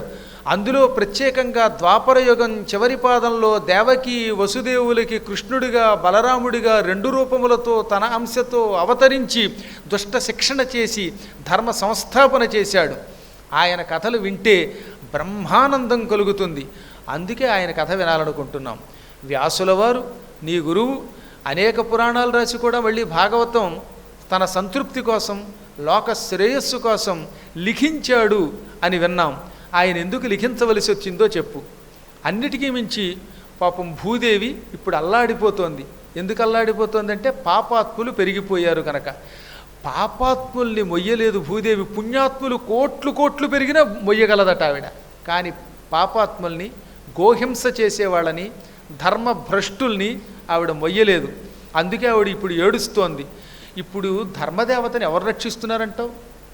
చారుతర ధర్మరాశికి భారకుడగు కృష్ణుడాత్మ పదమునకేగల్ భారకుడు లేక యౌవని చేరెను ధర్మం బలుపు చెడి మునినాథ. సోతమునీశ్వర, ధర్మదేవత ప్రస్తుతం బలం లేక చిక్కిపోయింది. ఏళ్ల తరబడి తిండి లేనటువంటి ఒక వయోవృద్ధురాలు ఎలా ఉంటుందో అలా అయిపోయింది ధర్మదేవత. ఎందుకో తెలుసా? శ్రీకృష్ణుడి భూమి మీద అవతరించి ధర్మదేవతని 4 కాళ్ల మీద నడిపించాడు. ఆయన అవతారం విడిచిపెట్టి తన లోకానికి వెళ్ళగానే నన్ను రక్షించేవాళ్ళు లేరు, పాపాత్ములు పెరిగిపోతున్నారు, అధర్మం పెరిగిపోతుందని భూదేవి ఏడ్చింది. ఆ భూదేవి మీద ఉన్న ధర్మదేవత చిక్కిపోయింది. ఇప్పుడు బలము లేక, రక్షించేవాళ్ళు లేక, రక్షించే కృష్ణుడు తన పదమునకు వెళ్ళిపోవడం వల్ల ధర్మం పరిపరి విధాలుగా విలపిస్తోంది. ఇప్పుడు ఆ ధర్మదేవతని ఎవరు రక్షిస్తున్నారో, ఎక్కడికి వెళ్ళిందో అని ఋషులు అడిగారండి పాపం. భారకుడు లేక ఎవ్వని చేరెను ధర్మంబు బలుపు చెడి మునినాథ. తనని రక్షించేవాడు లేక ధర్మదేవత ఏమైపోతోంది. ఇప్పుడు ఆవిడ ఏమని ఏడుస్తోందో ఆ ధర్మదేవత గురించి తెలుసుకోవాలనున్నది. నువ్వు గురువువి, గురువులు చాలా గొప్పవాళ్ళు. వాళ్ళు శిష్యులకి చెప్పకూడనివి కూడా చెబుతారు. గురువులు శిష్యులకు పరమ రహస్యములు తెలియ పలుకుదురు. గురువులు ప్రియ శిష్యులకు పరమ రహస్యములు తెలియ పలుకుదుర చల స్థిర కళ్యాణం వెయ్యది. గురువులకి ఒక లక్షణం ఉన్నదట. వీడు నా శిష్యుడు అనుకుంటే, అందులోనూ ప్రియ శిష్యుడు అనుకుంటే, ఆ ప్రియ శిష్యుడిని రక్షించడానికి ఏదైనా చేస్తాడు. అసలు రహస్యం అది. కొంతమంది అడుగుతారు, గురువుగారు మమ్మల్ని ఎందుకంటే ఇంత ప్రేమగా తీసుకెడతారు మీతోనని. ఎందుకంటే ఇదిగో భాగవతంలో చెప్పాడు, గురువు యొక్క లక్షణం అది. గురువులు ప్రియ శిష్యులకి పరమరహస్యములు చెబుతారు. వాళ్ళతో తనకే ప్రయోజనం లేకపోయినా వీడు శిష్యుడు, నన్ను అభిమానిస్తున్నాడు, నా వెంట పడ్డాడు, కాబట్టి వీడికి చెప్పకూడని వేద రహస్యములు చెబుదాం, ఉపాసనా రహస్యములు చెబుదాం, వీడిని ఉద్ధరిద్దాం, అనుగ్రహిద్దాం అనుకుంటారు గురువులు. గురువుల యొక్క లక్షణం అది. మనం చూస్తున్నాం కదా, పరమ గురువుల దగ్గరికి వెడితే ఎంత కరుణ, ఎంత అపార ప్రేమ. మనల్ని రక్షించడం కోసం వారి సర్వశక్తులు ధారపోస్తారు. నీవు అటువంటి గురువువి. మానవులకి కళ్యాణం జరగడానికి ఏం చెయ్యాలో అవన్నీ చెప్పు, ఆ కృష్ణ కథ చెప్పు అని పరి విధములుగా బతిమాలితే, అడిగితే ఆయన చిరునవ్వు నవ్వి 2 చేతులు జోడించి మీకు నేను నమస్కరిస్తున్నాను అన్నాడు ఆయన. ఎందుకనంటే మీరంతా పండితులు, మహాత్ములైన ఋషులు, జ్ఞానులు అయినప్పటికీ ఏదో నన్ను గౌరవించి నా ద్వారా పురాణం వినాలనుకుంటున్నారు. మీలో భాగవతం ఎరగని వాళ్ళు ఉన్నారా? వేదములు చదవని వారు ఉన్నారా? వ్యాకరణాదులు ఎరగని వారు ఉన్నారా? అయినప్పటికీ అవకాశం నాకు ఇచ్చారు అంటే ఇది నా అదృష్టం, దీనిని నేను సద్వినియోగం చేసుకుంటున్నాను. ముందు మా గురువు గారి యొక్క అనుగ్రహంతో కదా భాగవతం నేను చదువుకున్నాను, కాబట్టి మా గురువుకు నమస్కరిస్తున్నాను అని భాగవతంలో వ్యాసుల వారు రాసిన శ్లోకం ఆ వ్యాసుల వారికి సమర్పించాడు సూతుడు. నారాయణం నమస్కృత్య నరంచైవ నరోత్తమం దేవీం సరస్వతీం వ్యాసం తతో జయముదీరయేత్. ఈ శ్లోకం భాగవతంలో సూతుడు స్వయంగా అన్నాడు. ముందు నారాయణునికి నమస్కరిస్తున్నాను. ఆ తర్వాత నరుడు, ఆయన లేకపోతే నరుడు అంటే ఇక్కడ కేవలం అర్జునుడనే కాదు, మనందరం నరులమే. ఆ నారాయణునికి నరుడు ఉంటే కానీ లాభం లేదు. నరనారాయణుల యొక్క సంబంధమంతా అవసరం. జీవాత్మలందరూ నరులే. అందుకని నరునికి నమస్కారం, నారాయణునిలో సగభాగం గనక. సరస్వతీదేవికి నమస్కరిస్తున్నాను. ఆ తర్వాత జయం అని పేరు కలిగిన భారత గ్రంథాన్ని నేను మనస్ఫూర్తిగా ఒక్కసారి ధ్యానం చేసుకుంటున్నాను అన్నాడు ఆయన. తెలుగులో పోతన గారు నారాయణునకు నరునకు భారతికి నిమృక్కి వ్యాసుపదములకు నమస్కారము చేసి వచింతు నుదార గ్రంథంబు దళితతను బంధంబున్ అని శ్లోకానికి పోతన గారు భాగవతంలో అనువాదం చేశారు. ముందు నారాయణునికి నమస్కారం, నరునికి నమస్కరిస్తున్నాను, భారతీదేవికి నమస్కరిస్తున్నాను, భారతీ తీర్థాన్ని ఆశ్రయిస్తున్నాను. ఆ తర్వాత ఉదార గ్రంథమైన భాగవతాన్ని చెప్పడానికి సంసిద్ధుడిని అవుతున్నాను. మా స్వామి, మా గురువుగారు వేదవ్యాసుల వారు ఈ సర్వశ్రేయస్సుల్ని లోకాలనికి అందించాలి అనుకున్నాడు ఆయన. సకల శాస్త్రాలు, పురాణాలు, ఇతిహాసాలు అన్నీ చదువుకున్నటువంటి ఆ మహానుభావుడికి ఒకానొకప్పుడు లోకశ్రేయస్సు ఎలా చెయ్యాలి అనిపించింది. అనిపించి ఆయన ఏం చేశాట, సరస్వతీ నదీ తీరంలో ఆ మహాత్ముడు చాలా కాలం తపస్సు చేశాడు. అంటే ఇప్పుడు మనం బదరీ అంటున్నాం కదా, ఆ బదరీ తీర్థం దగ్గర సరస్వతీ నది ఉన్నది. ఇప్పటికి కూడా సరస్వతీ నది అక్కడ మాత్రమే కనపడుతుంది. మాన అని ఒక ప్రాంతం ఉంది. అక్కడి నుంచి సరస్వతి ఇంచుమించుగా ఒక 4 కిలోమీటర్లు ప్రవహించి ఆ తర్వాత బదరీనారాయణ స్వామి వారి దగ్గర గుడి దగ్గరికి వచ్చే ముందు అలకనంద నదిలో కలిసిపోతుంది. అలకనంద అంటే గంగా నది యొక్క ఒక పాయ. అంటే సరస్వతీ నది అలకనంద కలిసిపోయి సంపూర్ణంగా గంగగా మారిపోతాయి. ఆ రెండు కలవడానికి ముందు మాత్రం ఒక 4 కిలోమీటర్ల దూరం ఇంచుమించుగా మనకి సరస్వతీ నది ప్రవాహం ఉంటుంది. ఆ ప్రాంతాన్ని హిందీ వాళ్ళు మానా అంటారు. అక్కడ కుడివైపున ఒక పెద్ద కొండ ఉంది. ఆ కొండ చాలా గొప్ప కొండ. ఎందుకంటే అదే కొండ మీద 2 మహానుభావులు ఒకానొకప్పుడు కలుసుకున్నారు. ఒక ఆయన వేదవ్యాస మహర్షి. అక్కడే సరస్వతీ నదీ తీరంలో ఆ కొండ గుహలో చాలా కాలం ఉంటూ రోజు సరస్వతిలో తెల్లవారుజామున స్నానం చేసి ఆ తర్వాత ఆయన తపస్సు మొదలుపెట్టేవాడు. చాలా కాలం ఆయన జపం చేశాడు. శివుణ్ణి కూడా మెప్పించాడు ఒకప్పుడు ఆయన. దేవీ భాగవతంలో అక్కడ శివుణ్ణి మెప్పించినట్టుగా దేవీ భాగవతంలో సుఖోత్పత్తి కథలో ఉంటుంది. ఆ తర్వాత ఆయన అక్కడ భారతం రాశాడు. ఆ రాసేటప్పుడు ఆయనకి రాసి పెట్టడానికి గణపతి వచ్చాడు. అందుకే ఒకవైపు వ్యాస గుహ, మరొక వైపు గణపతి గుహ ఉంటాయి. ఈ ఇద్దరు అక్కడ కూర్చుని భారతం రాశారు. అంటే వ్యాసుడు చెబుతూ ఉంటే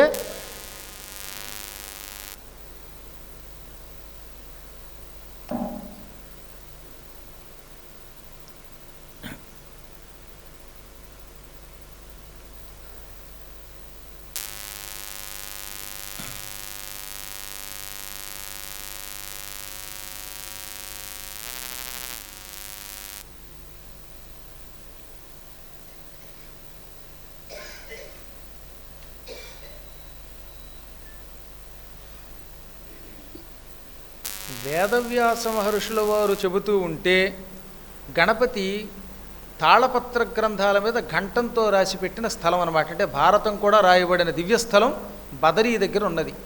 అది గణేశాశ్రమం, వ్యాసాశ్రమం. వ్యాసుడు చాలా కాలం సరస్వతీ నదీ తీరంలో తపస్సు చేశాడు ఆయన. ఆ వేదవ్యాస మహర్షి ఒక రోజున తెల్లవారుజామున లేచి సరస్వతీ నదిలో హాయిగా స్నానం చేశాడు. ఇప్పటికి కూడా సరస్వతి పుష్కరాలకి స్నానం చేయాలంటే అక్కడికి వెడితేనే మనకి సరిగ్గా సరస్వతి ఉంటుంది. ఇంకెక్కడా మనకి సరస్వతి పూర్తిగా కనపడదు. ఆ తర్వాత కురుక్షేత్రంలో ఉన్నవి కానీ అన్నీ సంపూర్ణ సరస్వతులు కావు. సరస్వతి నది తర్వాత అంతర్వాహిని అయిపోయింది. ఒక రోజున ఆయన ప్రొద్దుటే లేచి హాయిగా స్నానం చేసి ఆ తర్వాత తన ఆశ్రమం దగ్గర కూర్చున్నాడు.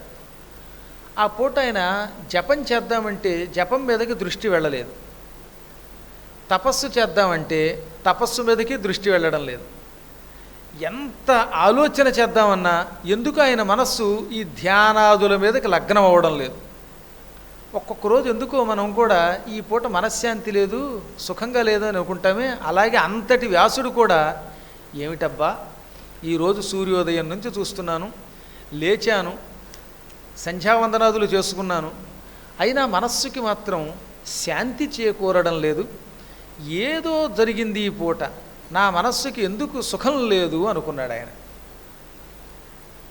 నేను ఎన్ని పురాణాలు రాశాను, మహాభారతం అనే ఉద్గ్రంథం రాశాను, 1-2 1,07,000 శ్లోకాల పైబడి ఉన్న మహాభారతం అనే ఒక ఉద్గ్రంథాన్ని, ఇతిహాసాన్ని జయము అనే పేరుతో లోకానికి అందించాను. అందులో అన్ని ధర్మం, అర్థం, కామం, మోక్షం 4 ఇచ్చే విషయాలన్నీ ఉన్నాయి. ఆ పుస్తకం రాశాను. అది రాస్తే మనశ్శాంతి రావాలి కదా, అయినా పూర్తిగా మనశ్శాంతి రాలేదు. మత్స్యపురాణం, మార్కండేయ పురాణం, భవిష్య పురాణం, బ్రహ్మాండ బ్రహ్మవైవర్త వరాహ వామన వాయు విష్ణు అగ్ని నారద పద్మలింగ గరుడ కూర్మస్కాంద పురాణాలని 17 పురాణాలు అప్పటికి పూర్తయ్యాయి. ఇంకా 18వ పురాణం భాగవతం రాయలేదు. అందుకే అది అక్కడికి చెప్పకుండా మిగతా పురాణాలు రాశాను. ఇవి కాకుండా ఉపపురాణాలు రాశాను.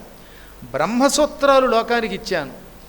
ఏ మనిషి ఎలా ప్రవర్తించాలో, ఏ పని చేస్తే ఆత్మశాంతో అవన్నీ లోకానికి ఇచ్చాను. అనేక ఉపాసనా విధానాలు అందించాను. 10,000 మంది శిష్యుల్ని తయారు చేశాను. అందులో 4 శిష్యులు వాళ్ళు చాలా గొప్పవాళ్ళుగా పేరు తెచ్చుకున్నారు. వేదములు ఇప్పుడున్నట్టు లేవు, పూర్వకాలంలో అనంతంగా ఉండేవి, కలగాపులగం. అసలు ఎలా మొదలుపెట్టి ఎలా బయటికి రావాలో బ్రహ్మదేవుడు లాంటి వాళ్ళకి తప్ప మామూలు వాళ్ళకి తెలిసేది కాదు. ఏదో కొంతమంది ప్రజాపతుల్ని పక్కన పెడితే తక్కిన లౌకిక పండితులకి వేదములు ఒక అడవిలో ఉండేవిట. అడవిలో అడుగు పెడితే అందులోంచి బయటికి రావడం చాలా కష్టం అండోయ్. అలా ఉండేదిట. అలాంటి పరిస్థితుల్లో వేదవ్యాసుల వారు ఏం చేశారు? విభజ్య వేదాంశ్చతురః శిష్యాన్ అధ్యాపయత్పురా. వేదములను 4గా విభజించి జైమిని, పైలుడు, వైశంపాయనుడు, సుమంతుడు అని 4 శిష్యులకి పంచిపెట్టాడు ఆయన. అందులో పైలుడు ఋగ్వేదం చదువుకున్నాడు.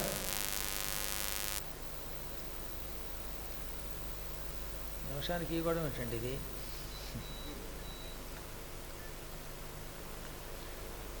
నాలుగు వేదాలలో మొదటి వేదం ఋగ్వేదం. పైలుడు అనేవాడు ఋగ్వేదం చదువుకున్నాడు. సామవేదాన్ని జైమిని మహర్షి చదువుకున్నాడు. యజుర్వేదాన్ని వైశంపాయనుడికి ఇచ్చాడు. అథర్వణ వేదాన్ని సుమంతుడు అనే 4వ శిష్యుడికి ఇచ్చాడు. పైలుడు, జైమిని, వైశంపాయనుడు, సుమంతుడు, నలుగురే. అందులో పైలుడు అనేవాడు ఏం చెప్పినా చాలా క్రమం తప్పకుండా మాట్లాడతాట. అసలు క్రమ పద్ధతిలో మాట్లాడడం కూడా చాలా గొప్ప విషయం. క్రమం రావాలంటే ఋగ్వేదం చదవాలి. అందుకే ఋగ్వేదం యొక్క లక్షణమే రుక్ అంటే క్రమము అని కూడా అర్థం. ఆయన ఎలా మొదలుపెట్టి చివరికి ఎలా అంతం చేయాలో తెలిసినవాడు. అడుగుపెట్టి ఇందులోంచి అందులోకి వెళ్ళి చివరికి ఎక్కడ మొదలుపెట్టానో మర్చిపోయే రకం కాదు. క్రమము తప్పకుండా మాట్లాడగలడు. ఋగ్వేద క్రమం ఎరిగినవాడు. ఇక జైమిని మహర్షి ఉన్నాడు. ఆయన కంఠం మహామధురం. సామవేదం చదవాలంటే కంఠం మధురంగా ఉండాలి, స్వరప్రధానం. సంగీతం సామవేదం నుంచి పుట్టిందే. అందువల్లే సామవేదాన్ని సంగీతముతో బాగా పరిశోధనాపూర్వకంగా అభ్యాసం చేసి ఉన్నటువంటి జైమినికి ఇచ్చాడు ఆయన. అందరికీ సామవేదం ఎవరంటో ఎందుకో తెలుసు, కంఠం బాగుండాలి. దానికి పద్యం చదవాలంటే కంఠం బాగుండాలి కదా. అలాగే అందులో ఉన్న మంత్రాలు చదవాలంటే స్వరం తెలిసి మధురంగా పలికేవాడికి ఇవ్వాలి. కొంతమందికి మీరు ఎంత గింజుకుని సంగీతం నేర్పిద్దామన్నా సంగీతం మీద స్పృహ అయితే ఉంటుంది కానీ వాడి కంఠం సహకరించదు. అందుకే కొంతమంది ఇన్స్ట్రుమెంట్సే వాయిస్తారు, కంఠం పనికిరాదు. కానీ జైమిని ఎలా కాదట, ఏం అపూర్వ కంఠం అండి. అందుకే సామవేదము చదువుకున్న పండితులకి పూర్వకాలంలో ఆ పేరు కూడా అలా సార్థకంగా ఉండేది. వాళ్ళు కంఠమెత్తి పద్యం చదివినా శ్లోకం చదివినా మధురం సంగీతం పలికినట్టు ఉంటుందన్నమాట. జైమిని అంత గొప్పవాడు. అందుకే జైమినికి సామవేదం ఇచ్చాడు ఆయన. యజుర్వేదం లక్షణం ఏమిటి? కొంచెం స్పష్టత కావాలి దానికి. కంఠంలో ఎక్కడ ఏ అక్షరము కూడా మింగకుండా ఇతరులకు అర్థమయ్యేలా చదివేవాడికి యజువు ఇవ్వాలి. వైశంపాయనుడనేవాడు పురాణం చెప్పిన ఘనుడైన, భారతం చెప్పినవాడు. ఆయన ఒక శ్లోకమో మంత్రమో చదివితే అతి స్పష్టంగా ఉండేదట, ఎక్కడ మింగడం ఉండదు. ఒక శ్లోకం చదివాం, నారాయణం నమస్కృత్య నరంచైవ నరోత్తమం అనగానే మీరు కూడా అది విని మాకు తేలికగా అర్థమయ్యింది శ్లోకం, ఈయన చదువుతున్న శ్లోకంలో ఉన్న అక్షరములు స్పష్టముగా వినబడుతున్నాయి అనుకుంటేనే మీరు చదవగలుగుతారు. అలాగ చదివే శక్తి వైశంపాయనుడికి ఉన్నది. ఇంకా అధర్వణ వేదంలో మంత్రశాస్త్రం ఎక్కువగా ఉంటుంది. సుమంతుడు మంత్రవేత్త, అందుకే ఆయనకి మంత్రవాది అని కూడా పేరు. అది ఆయనకి ఇచ్చాడు. ఇక్కడికి నలుగురిని 4 వేదాల్లో పండితుల్ని చేశాడు. పైలుండు ఋగ్వేద పఠనం బుదరకనే జైమిని సామంబు చదువుచుండే యదువు వైశంపాయనాఖ్యుండు పఠించే తుది అధర్వము సుమంతుడు పఠించే అఖిల పురాణేతిహాసముల్ మా తండ్రి రోమహర్షణుడు నిరూఢిదాల్చే. ఇక ఆఖరిని ఏం చేశాడు వ్యాసుడు, 4 వేదములు నలుగురికి ఇచ్చాను, కానీ ఇక నాకు కావలసింది పురాణాలు చెప్పేవాడు ఒకడు కావాలి. పురాణములు నేను చెబితే వాటిని కంఠస్థం చేసి లోకానికి అందించే గొప్ప శిష్యుడు ఎవడా అని ఆలోచించి సూత మహర్షిని రామహర్షుణ్ణి పిలిచి అతనికి పురాణేతిహాసాలు ఇచ్చేశాడు. పురాణాలండి వేదాల కంటే చాలా కష్టం. ఎందుకంటే వేదములంటే అలా చదువుకుపోవడమే కదా, చక్కగా హాయిగా ఓ స్త్రీ సూక్తమో పురుష సూక్తమో ఒకసారి కంఠస్థం చేసామంటే అదే స్వరంతో ఎన్నాళ్ళైనా చెప్పచ్చు. కానీ పురాణం అలాగే, అది ఎప్పటికప్పుడు నవనవంగా ఉండాలి, అవతలాడికి అర్థం అవ్వాలి, అర్థాలు తెలియాలి, కథ తెలియాలి, ఉపాసన కావాలి. అమ్మో, పురాణేతిహాసములు చెప్పి మెప్పించడం అనేది చాలా పెద్ద ప్రక్రియ. అందుకనే అది ఇతరులకు హాయిగా చెప్పగలిగేటటువంటి లక్షణములున్న రోమహర్షణుడికి ఇవన్నీ ఇచ్చాడు.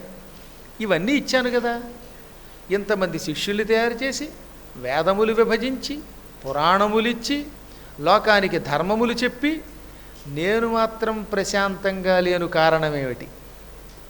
ఇక్కడ పెద్ద సమస్య ఏమిటంటే, ఏదన్నా మీకు కష్టం వస్తే గురువుగారు అని నన్ను అడుగుతారు అనుకోండి, నాకే కష్టం వస్తే వాడికి చెప్పుకోను, అది పెద్ద సమస్య. అశాంతిగా ఉందండి, లేక ఏదో మంత్రం ఇవ్వండి, ధనం రావడానికో ఉద్యోగం రావడానికో మంత్రం ఇవ్వండి అని మీరు అడిగితే మంత్రం ఇచ్చే గురువుగారికే కష్టం వస్తే ఆయన కష్టం ఎవరు తీరుస్తారు? అందరికీ వైద్యం చేసే డాక్టర్ గారికి రోగం వచ్చిపోయాట. అలా ఉంది పరిస్థితి ఇది. అందుకని నేను గురువుని, వ్యాసుడంటే అందరూ తమ సద్గురువుగా భావించి పూజిస్తారు. అటువంటి గురువునైన నాకు ఈ ప్రాతకాల సమయంలో ఏదో కొరత కనపడుతోంది, మనస్సుకి ఏదో లోటు నాలో ఉంది. ఆ లోటు ఏమిటో తెలియటం లేదు, మనశ్శాంతి లేదు. బహుశా భారతాది గ్రంథాలు రాసినా సంపూర్ణంగా కృష్ణుడి యొక్క గుణములు వర్ణించకపోవటం వల్ల నాకు అశాంతి వచ్చిందా, ఇదేదో మోసం వచ్చింది నాకు అనుకున్నాడు పాప ఆయన. ఆయన కొంత లోపల మళ్ళీ ఆలోచన వచ్చింది. భగవత్ కథలు రాయకపోవటం, భగవంతుని లీలలు వర్ణించకపోవడం, భగవంతుని నామస్మరణ బాగా చెయ్యకపోవటం పురాణములలో లోపమే కదా. ఇలా ఆయన అనుకుంటున్న సమయంలో ఎవరికైనా కష్టం వస్తే ఆ కష్టాన్ని తొలగించి వారికి ప్రశాంతిని ఇవ్వడం కోసం భగవంతుడు ఎప్పుడూ ఏదో ఒక గురువుని పంపిస్తాడు.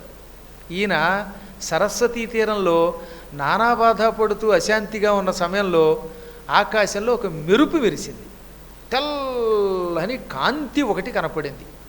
పిండి వెన్నెల కంటే తెల్లగా ఉంది, పాల సముద్రపు నురుగ కంటే తెల్లగా ఉంది. పైనుంచి కిందకి దిగుతున్న ఆ కాంతి, ఆ స్వచ్ఛమైన తెల్లని కాంతిలో నుంచి ఒక మధురమైన నాదం వినబడింది. ఆ మధుర నాదముతో ఆ కాంతిలోంచి ఒక మహాపురుషుడు కిందకి దిగాడు. ఆ వచ్చేవాడు ఎవరో ఈ పాటికే మనకు అర్థమవుతుంది. అంత తెల్లగా ఉన్నవాడు నారదుడు మాత్రమే. శారద నేరద కోమల పారద రుచిదేహుడు అన్నారు ఆయన. శరత్కాలములో మేఘం ఎంత తెల్లగా ఉంటుందో, పాదరసం ఎంత తెల్లగా ఉంటుందో, పాల నురుగు ఎంత తెల్లగా ఉంటుందో అంత తెల్లని శరీర కాంతి కలిగిన వాడు స్వచ్ఛమైన శరీరుడు నారదుడు. సరస్వతీదేవి, ఆదిశేషుడు, నారదుడు వీళ్ళు ముగ్గురు ఒకే రంగులో ఉంటారు. ఆ నారద మహర్షి పైనుంచి కిందకి దిగుతున్నాడు. ఆయన దిగుతుంటే అలాగ ఒక పిండి దిగినట్టుందన్నమాట, వెన్నెల దిగినట్టుంది. అయితే పిండి ముద్ద అయితే మాట్లాడదు, కానీ ఈయన దగ్గర నుంచి నాదము కూడా వస్తున్నది. ఎందుకంటే పాపాలని పిండి అవతల పారేసే మధుర స్వరం ఆయన దగ్గర ఉంది కనుక.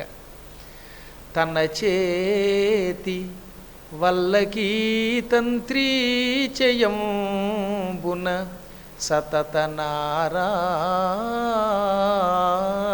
శబ్దమొప్ప ఆనన సంభూత హరిగీతరవ సుధాధారల యోగీంద్రతతులు చొక్క కపిల జటాభార కపిల పుంజంబుచే దిశలు ప్రభాత దీధితి వహింప తను లగ్న తులసికా దామగంధంబులు గగనాంతరాళంబు క్రప్పికొనగా వచ్చెమింట నుండి వాసవీ నందను కడకు మాటలాడ కరుణతోడ భద్ర విమల కీర్తి పారగుడు ఆరూఢనయ విశారదుండు నారదుండు. స్వచ్ఛమైన కీర్తి కలిగినవాడు, నీతి శాస్త్రంలో ఆరితేరినవాడు, పండితుడు, అసలు గురు శబ్దానికి అర్హుడు నారదుడంటే. నారదుడి వంటి గురువు మరొకడు లేడు. లోకానికి సర్వకాల సర్వావస్థలలో జ్ఞానమును పంచిపెడతాడు గనక ఆయనని నారదుడు అన్నారు. నార శబ్దానికి జ్ఞానము అని ప్రధానార్థం. దా అంటే ఇచ్చుట, జ్ఞానము ఇవ్వడమే ఆయన లక్షణం కనుక ఆయనకి నారదుడని పేరు. ఆ మహాత్ముడు ఆకాశం నుంచి కిందకి వాసవి పుత్రుడితో మాట్లాడడానికి వచ్చాడు. వాసవి అంటే సత్యవతికి వాసవి అని పేరు. వసువు యొక్క కూతురు గనక వాసవి, ఆవిడ కొడుకు గనక వ్యాసుడికి వాసవి పుత్రుడని పేరు. వ్యాసునితో మాట్లాడడం కోసం, ఆయనకున్న మనశ్శాంతిని మళ్ళీ తిరిగి ఇవ్వడం కోసం, పోయిన శాంతిని ఇవ్వడానికి, అశాంతి తొలగించడానికి జ్ఞాని నారదుడు పైనుంచి కిందకి దిగాడు. ఆ దిగుతూ ఉంటే ఎలా ఉన్నది అది? ఆయన చేతిలో మహతి అని ఒక వీణ ఉంటుంది. ఆ మహతి అనే వీణ ఎప్పుడూ ఆయన మోయిస్తూ ఉంటాడు. ఒక్కొక్కసారి ఆయన మోయించక్కర్లేదట, ఆయన అలా చేత్తో తాకకుండానే ఆ వీణ తనయంత తాను టింగ్ టింగ్ అని మోగుతుంది. అందుకే తమయంత తాము శృతులు మోసెడి వీణ అంటారు భాగవతంలో. సాధారణంగా వీణ ఎప్పుడు మోగుతుంది? మనం వీళ్లతో అలా మీటితే, గోటితో మీటకుండా కూడా తనంత తాను మోగే శక్తి కలిగినటువంటి వీణ. అటువంటి వీణని ఇప్పుడు మాత్రం అలా మీటుకుంటూ కిందకి దిగుతున్నాడు ఆయన. అందులోంచి ఏం మీటుతున్నాడు పోని? ఏదో టింగ్ టింగ్ సరిగమ పదనిసే కాదట. ఓం నమో నారాయణాయ అనే అష్టాక్షరీ మంత్రమే వస్తున్నది. అందుకే సతత నారాయణ శబ్దమప్ప. వీణ వాయిస్తూ ఉంటే అందులోంచి శబ్దం ఎలా వస్తుంది? ఓం నమో నారాయణాయ, ఓం నమో నారాయణాయ అనే అష్టాక్షరీ మంత్రం మధురముగా వస్తున్నది. మీరు చూసారో లేదో, కొంతమంది పాడకుండా సంగీతం ద్వారా పాట ఏమిటో తెలిసేలా చేస్తారు. ఆ సంగీతం వింటే ఈ పాట ఇదండి అని చెప్పగలుగుతున్నావు లేదా? అలాగే ఈయన పైకి నోటితో అనకుండానే ఈ వీణ ద్వారా నారాయణ శబ్దాన్ని ఉచ్చరింపజేస్తున్నాడు అన్నమాట. అలా నారాయణ శబ్దాన్ని పలికిస్తూ మీటుతూ కిందకి దిగాడు ఆయన. ఇంకా నోరు విప్పితే పాటలు పాడితే ఎలా ఉంటాయి? వీణ వాయిస్తే నారాయణ, నోట్లోంచి వస్తున్నాయంటే నోట్లోంచి హరికథలే. ఎప్పుడు చూసినా కృష్ణ ఈ లీలలు చేసావు, ఆ లీలలు చేసావు, మత్స్యావతారం ఎత్తావు, కూరమావతారం ఎత్తావు అని దశావతారాలు ప్రధానంగా పాడతాడు ఆయన. ఆయన నోటి వెంబడి శ్రీకృష్ణుని అవతారములు తప్ప మరొకటి రావు. మహాత్ములు ఎప్పుడూ కూడా పాటలు పాడతారు. ఆ పాటలు ఎటువంటి పాటలు? హరి యొక్క అవతారములు, భక్తుల యొక్క చరిత్రే పాడతారు. అందుకే ఆనన సంభూత హరిగీతరవ సుధాధారల యోగీంద్ర తతులు చొక్క అన్నారు. శ్రీకృష్ణుడి యొక్క లీలలు ఆయన పాట కింద పాడుతున్నాడు. పాడుతూ ఉంటే ఆ పాట ఎలా ఉంది? అమృతంలో ఉంది. ఆయన నోటి నుంచి గానామృతం బయటకు వచ్చింది. ఆ అమృతం తాగారు ఇలాంటి యోగులు. ఆ యోగులు పరవశించిపోయి అబ్బా అబ్బా ఆ అమృతం కంటే ఈ అమృతమే బాగుంది, ఆ అమృతం తాగితే కేవలం జరామరణాలు లేకుండా కలియుగాంతవరకు స్వర్గంలో సుఖాలు అనుభవిస్తాం, కానీ ఈ గానామృతం హరికథామృతం తాగితే శాశ్వతమైన వైకుంఠం కైవల్యం వస్తుందని పరవశించిపోయి కళ్ళ వెంబడి ఆనంద బాష్పాలు కారుస్తూ ఊగిపోతున్నారట. యోగులు ఊగరు, కానీ వాళ్ళు కూడా ఊగిపోయేంత మధురమైన గానం అన్నారు. జయ జగదీశ హరి అని ఆయన పాడుతూ ఉంటే ఆ హరికథామృతానికి యోగులు చొక్కారు అన్నారు. చొక్కడం అంటే ఏమిటో తెలుసా? సాధారణంగా వాడం. బాగా మైకం వచ్చినప్పుడు ఆనందంతో అలా ఊగిపోతే దానికి చొక్కుట అని పేరు అనమాట. ఆ కథ, ఆ పాట అంత మధురమై వారి మనస్సుల్ని ఆకట్టుకుని వారు స్పృహ తప్పిపోతున్నారేమో అనిపించేలా చేస్తున్నది ఆ మాధుర్యం. ఇక ఆయనేమో తెల్లనివాడు. తల వెంట్రుకలు ఎలా ఉంటాయి? నల్లగా ఉంటాయి. ఆ నల్లని వెంట్రుకలు నూనె లేకపోవటం వల్ల కొన్ని వెంట్రుకలు ఎర్రగా చిగుళ్ళల్లో మారిపోయాయి. కొన్ని తల వెంట్రుకలేమో నల్లగా ఉన్నాయి, అందులో నుంచి కొన్నేమో బయటకు వచ్చి రోజు నూనె అయిపోతే కొంతకాలానికి ఏమవుతుందంటే తల వెంట్రుకలు ఒక రకమైన ఎరుపు వస్తాయి. మహాత్ములైన ఋషులు అడవులలో తపస్సు చేయటం వల్ల తైల సంస్కారాదులు ఉండవు కనుక ఆ వెంట్రుకలు రాగి రంగులోకి వస్తాయన్నమాట. ఆ రాగి రంగులో ఉన్న వెంట్రుకలు ఎలా ఉన్నాయో చూడడానికి ఈయన మోక్షమిచ్చే చెట్టుకి పుట్టిన చిగుళ్ళు వలె ఉన్నాయట. మోక్షద్రుపల్లవ శంఖచేయ అంటారు ముక్కుతిమ్మన గారు. అనగా చెట్టుకి అప్పుడే పుట్టిన చిగుళ్ళు చూశారు కదా, చిగుళ్ళు ఎలా ఉంటాయి? ఎర్రగా రాగి రంగులో ఉంటాయి. మోక్ష వృక్షం, ఆ వృక్షానికి పుట్టిన పల్లవములు చివుళ్ళ వలె ఉన్నాయి. అలా ఆయన ఆ జటాభారంతో కిందకి దిగాడు. మెడ నిండా తులసీమాలలు వేసుకున్నాడు. ఆ తులసిమాలలో కొన్నేమో తెలుపు, కొన్ని నలుపు, కొన్ని ఒక రకమైన ఆకుపచ్చ, కొన్ని పసుపచ్చ, రకరకాల తులసులు ఉన్నాయి. తులసుల్లో కూడా 108 తులసి దళాలు ఉన్నాయి అని మనకి బ్రహ్మవైవర్త పురాణం ద్వారా తెలుస్తోంది. ఆ తులసీ దళాలు కూడా స్వర్గలోకంలో ఉన్న తులసి అయితే మరింత ఘుమఘుమ ఉంటాయి. అసలు మనకంటే ఉత్తర భారత్లో ఉన్న తులసి మొక్కల దగ్గర ఎక్కువ సువాసన ఉంటుంది. అందులో బదరీవనం దగ్గర ఉన్న తులసి మొక్కలు కొన్నింటిని చూశాను నేను. ఏమి సువాసన అండి, ఘుమఘుమఘుమలాడిపోతుంది అనమాట. ముక్కులకి ఆ తులసీ దళముల నుంచి వచ్చే వాసన తగిలితే మనిషికి జీవితంలో ఆస్తమా రోగం ఉండదు. శ్లేష్మం దానంతా అదే తెగిపోతుంది. మీరు ఇప్పుడు కూడా వీలుంటే ఎప్పుడైనా బదరీ వెళ్ళినప్పుడు అక్కడ ఎత్తుగా కొండ మీద ఆంజనేయ స్వామి ఉంటాడు. ఆ పైకి ఎక్కండి, అక్కడ కొన్ని తులసి మొక్కలు ఉన్నాయి. ఆ మొక్కలు గాలి పీల్చండి, వాసన పీల్చండి.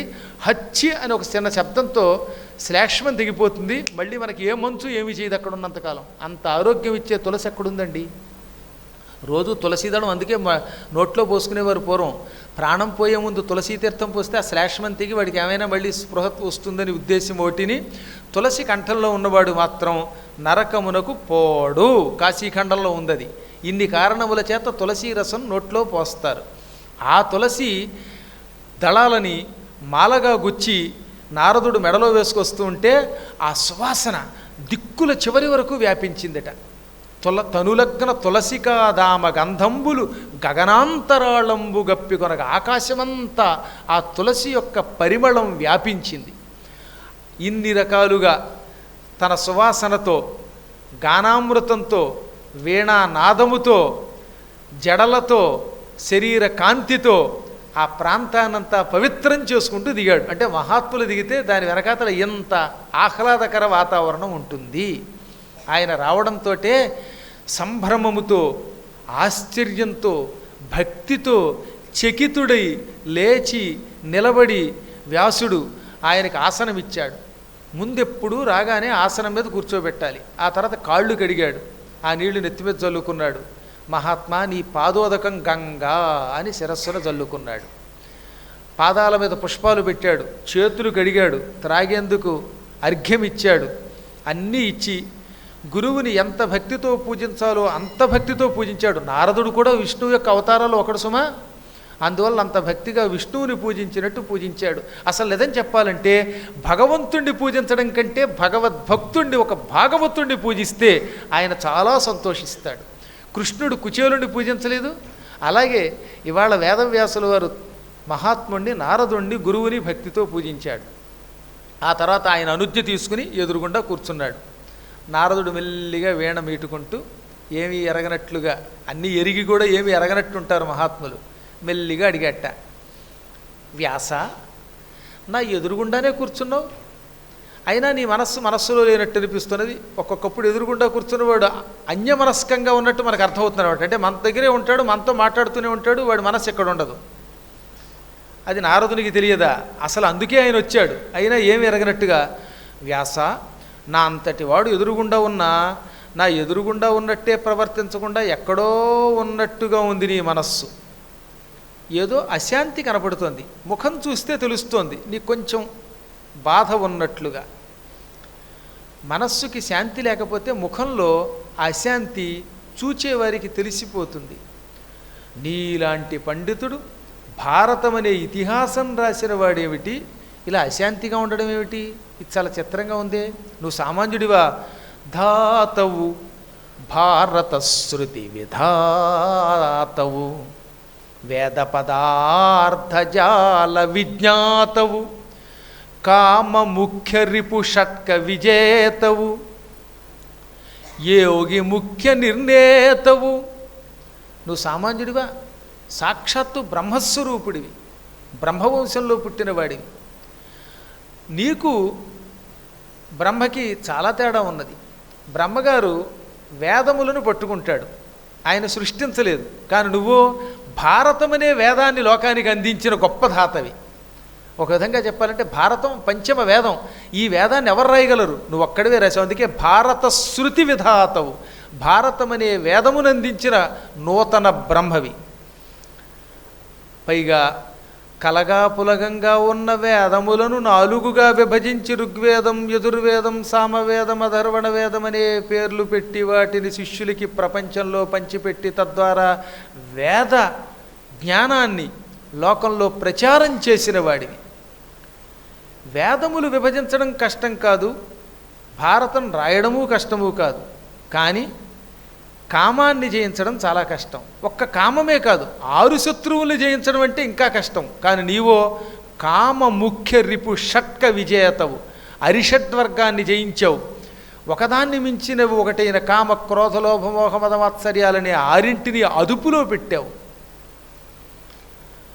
ఆపై నీవు ధర్మ నిర్ణేతవు. ధర్మాన్ని నిర్ణయించిన వాడివి. మామూలు ధర్మములు కాదు, ముఖ్య ధర్మ నిర్ణేతవు. మానవుడు పుట్టిన దగ్గర నుంచి చచ్చిపోయేదాకా ఏ వయస్సులో ఏమి చెయ్యాలి, ఏ తీర్థయాత్రల్లో ఏమి చెయ్యాలి, ఎక్కడ కూర్చుంటే ఎలా ప్రవర్తించాలో ఇవన్నీ వ్యాసుడు చెప్పాడు. ఉదాహరణకి ఇక్కడ పురాణం దగ్గర కూర్చున్నారు అనుకోండి, ఆ పురాణం దగ్గర కూర్చున్నంతసేపు మాట వరసకి కూడా పురాణ కథకి ఇంత భంగం కలిగించకూడదు. మధ్య మధ్యలో కొయ్యి అని ఫోన్ శబ్దం వచ్చిందంటే ఆ పాపం మీదే చెప్పాడు. నేను చెప్పలా. మీరు దేవీ భాగవతంలో ప్రథమ స్కంధంలో కథాచ్ఛేద అని ఉందా లేదా? నిద్రాభంగ కథాచ్ఛేద దంపత్యో ప్రీతిభేదనం శిశుమాతృవిభేదశ్చ బ్రహ్మహత్య సమం స్మృతం. ఎవడన్నా నిద్రపోతుంటే లేపితే బ్రహ్మహత్యా పాపం. కథ జరుగుతూ ఉంటే మధ్యలో డిస్టర్బెన్స్ కలగజేస్తే అది బ్రహ్మహత్యా పాపం. భార్యాభర్తల మధ్యలో తగాదా పెడితే అది బ్రహ్మహత్యా పాపం. తల్లిని బిడ్డని వేరు చేసేస్తే, తల్లి చేతులోంచి పిల్లని ఎత్తుకుపోతే ఆ పిల్లవాడిని అమ్మేసుకుంటే అది బ్రహ్మహత్యా పాపం. ఇలాంటివి చేయకూడదనే ధర్మములు ఆయనే చెప్పాడు. పురాణములలో ఎలా ఉండాలి, బయటికెడితే ఎలా ఉండాలి, ఇవన్నీ వ్యాసుల వారు నిరంతరం చెప్పారు. ఎంతెందుకు నిద్రపోయే ముందు తప్పక కాళ్ళు చేతులు కడుక్కుని కొంచెం నీళ్లు ఆచమనం చేసి తూర్పు దిక్కుకి కానీ లేక దక్షిణం దిక్కుకేసి కానీ తల పెట్టుకుని నిద్రపోండి. నిద్రపోయే ముందు 3 సార్లు శివ శివ శివ నారాయణ నారాయణ నారాయణ అనండి. అందుకే మీకు మహాత్ములైన జగద్గురువులు ఇతి నారాయణ స్మృతం అని ఆ నారాయణుడి పేరు మీదుగా ఉత్తరం ముగిస్తారు. ఎందుకని అంటే ఈ వంకతో అయినా మీకు నారాయణ స్మరణ నేర్పుదామని. నిద్రపోయే ముందు స్వయంగా వేదవ్యాసులు వారు చెప్పిన మాట ఏమిటో తెలుసా? ఎవరైనా కాళ్ళు కడుక్కోండి, చేతులు కడుక్కోండి, 3 మార్లు నీళ్లు లోపలికి నారాయణ స్మరణ పూర్వకంగా పుచ్చుకోండి. నిద్రపోయే ముందు శివ శివ శివ నారాయణ నారాయణ నారాయణ అని పడుకోండి. ఆ నిద్ర పవిత్ర నిద్ర. ఒకవేళ నిద్రలో మరణం వస్తే అటువంటి వాడు ఈ స్మరణ వల్ల, ఆచమనం వల్ల, చేతులు కాళ్ళు కడుక్కోవడం వల్ల యమదర్శనం చేసుకోడు. వాడికి తప్పక స్వర్గం వంటి ఉత్తమ లోకాలు వస్తాయి. ఇంత గొప్ప ధర్మాలు ఎవరు చెబుతారు? ఈ ధర్మములన్నీ చెప్పావు నువ్వు. అందుకే ధర్మ ముఖ్య నిర్ణేతవు నువ్వు. యోగినేతవు, యోగులకి నాయకుడివి. వినీతుడవు, ఇన్ని ఉన్నవాడికి వినయం ఉండదు. కానీ వేదవ్యాసుడు ఎంత పండితుడైనా 2 చేతులు జోడించి వినయంగా వచ్చిన గురువుగారికి దండం పెట్టాడు. 4 రోజులు చదువుకుంటే 5వ రోజు తల మీదకి కళ్ళు వెళ్ళిపోవడంలో చాలామందిని చూస్తున్నాంగా. గట్టిగా మీరు 4 సార్లు పౌరాణికుడిని పొగిడితే 5వ రోజు నుంచి ఇతర పౌరాణికుల మీద వాడు చెప్పింది తప్పని వీడు టీవీలో ఎందుకు ఎగురుతాడు అంటే ఈ అహంకారం, దురహంకారం. ఇది ఒక మహాత్ముడు ఒక ప్రచారం చేస్తున్నాడు అనుకుందాం, నీకు నచ్చకపోతే మానేయి. ఆయనది తప్పు అంటూ నీవు ఒప్పు చెప్పాలి కానీ ఇతరుల తప్పు నీకెందుకండి? ఇప్పుడు పుష్కరంలో స్నానం చెయ్యన్నాం, స్నానం చేయడానికి వీల్లేదంటే అంటే నీకు పురాణాలన్నీ స్నానం చేయొద్దని చెప్పాయా, చేయమని చెప్పాయా? నీవు పురాణము చెబుతున్నప్పుడు పురాణములు ఏ పురాణములైనా నదీ స్నానం చెయ్యి అంటున్నాయా లేదా? అప్పుడు ఆ నదీ స్నానం చెయ్యొద్దన్నావంటే స్నానం చేస్తే పుణ్యం రాదంటే నువ్వు నాస్తికుడివి అని శాస్త్రం చెబుతున్నది, నేను చెప్పలా.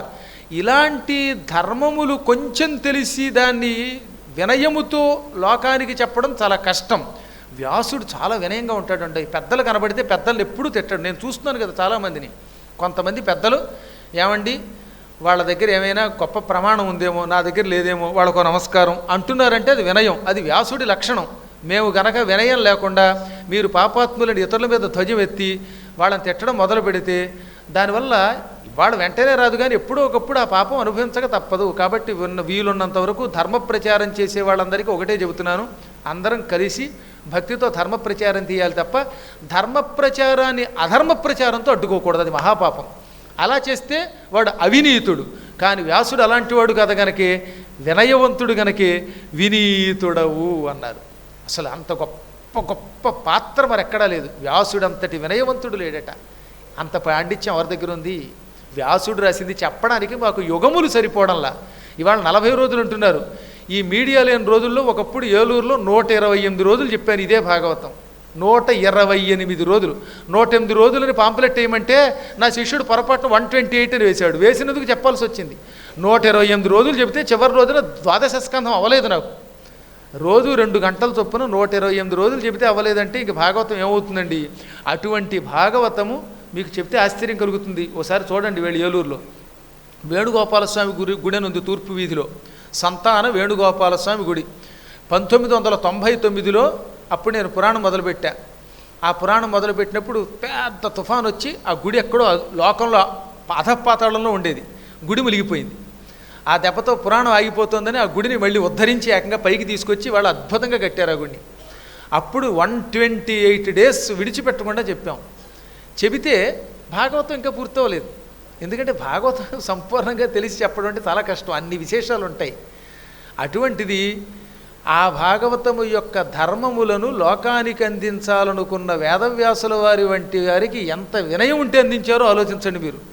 అన్ని విశేషాలు ఎరిగిన మహాత్ముడు, ఆయన రాసిన వాటిని చెప్పడానికే టైం సరిపోలేదని చెబుతున్నాను నేను. ఆ మహాత్ముడు మాత్రం నేను రాశాను అనేవాడు కదట, ఎప్పుడూ వినయంగానే ఉండేవాడు.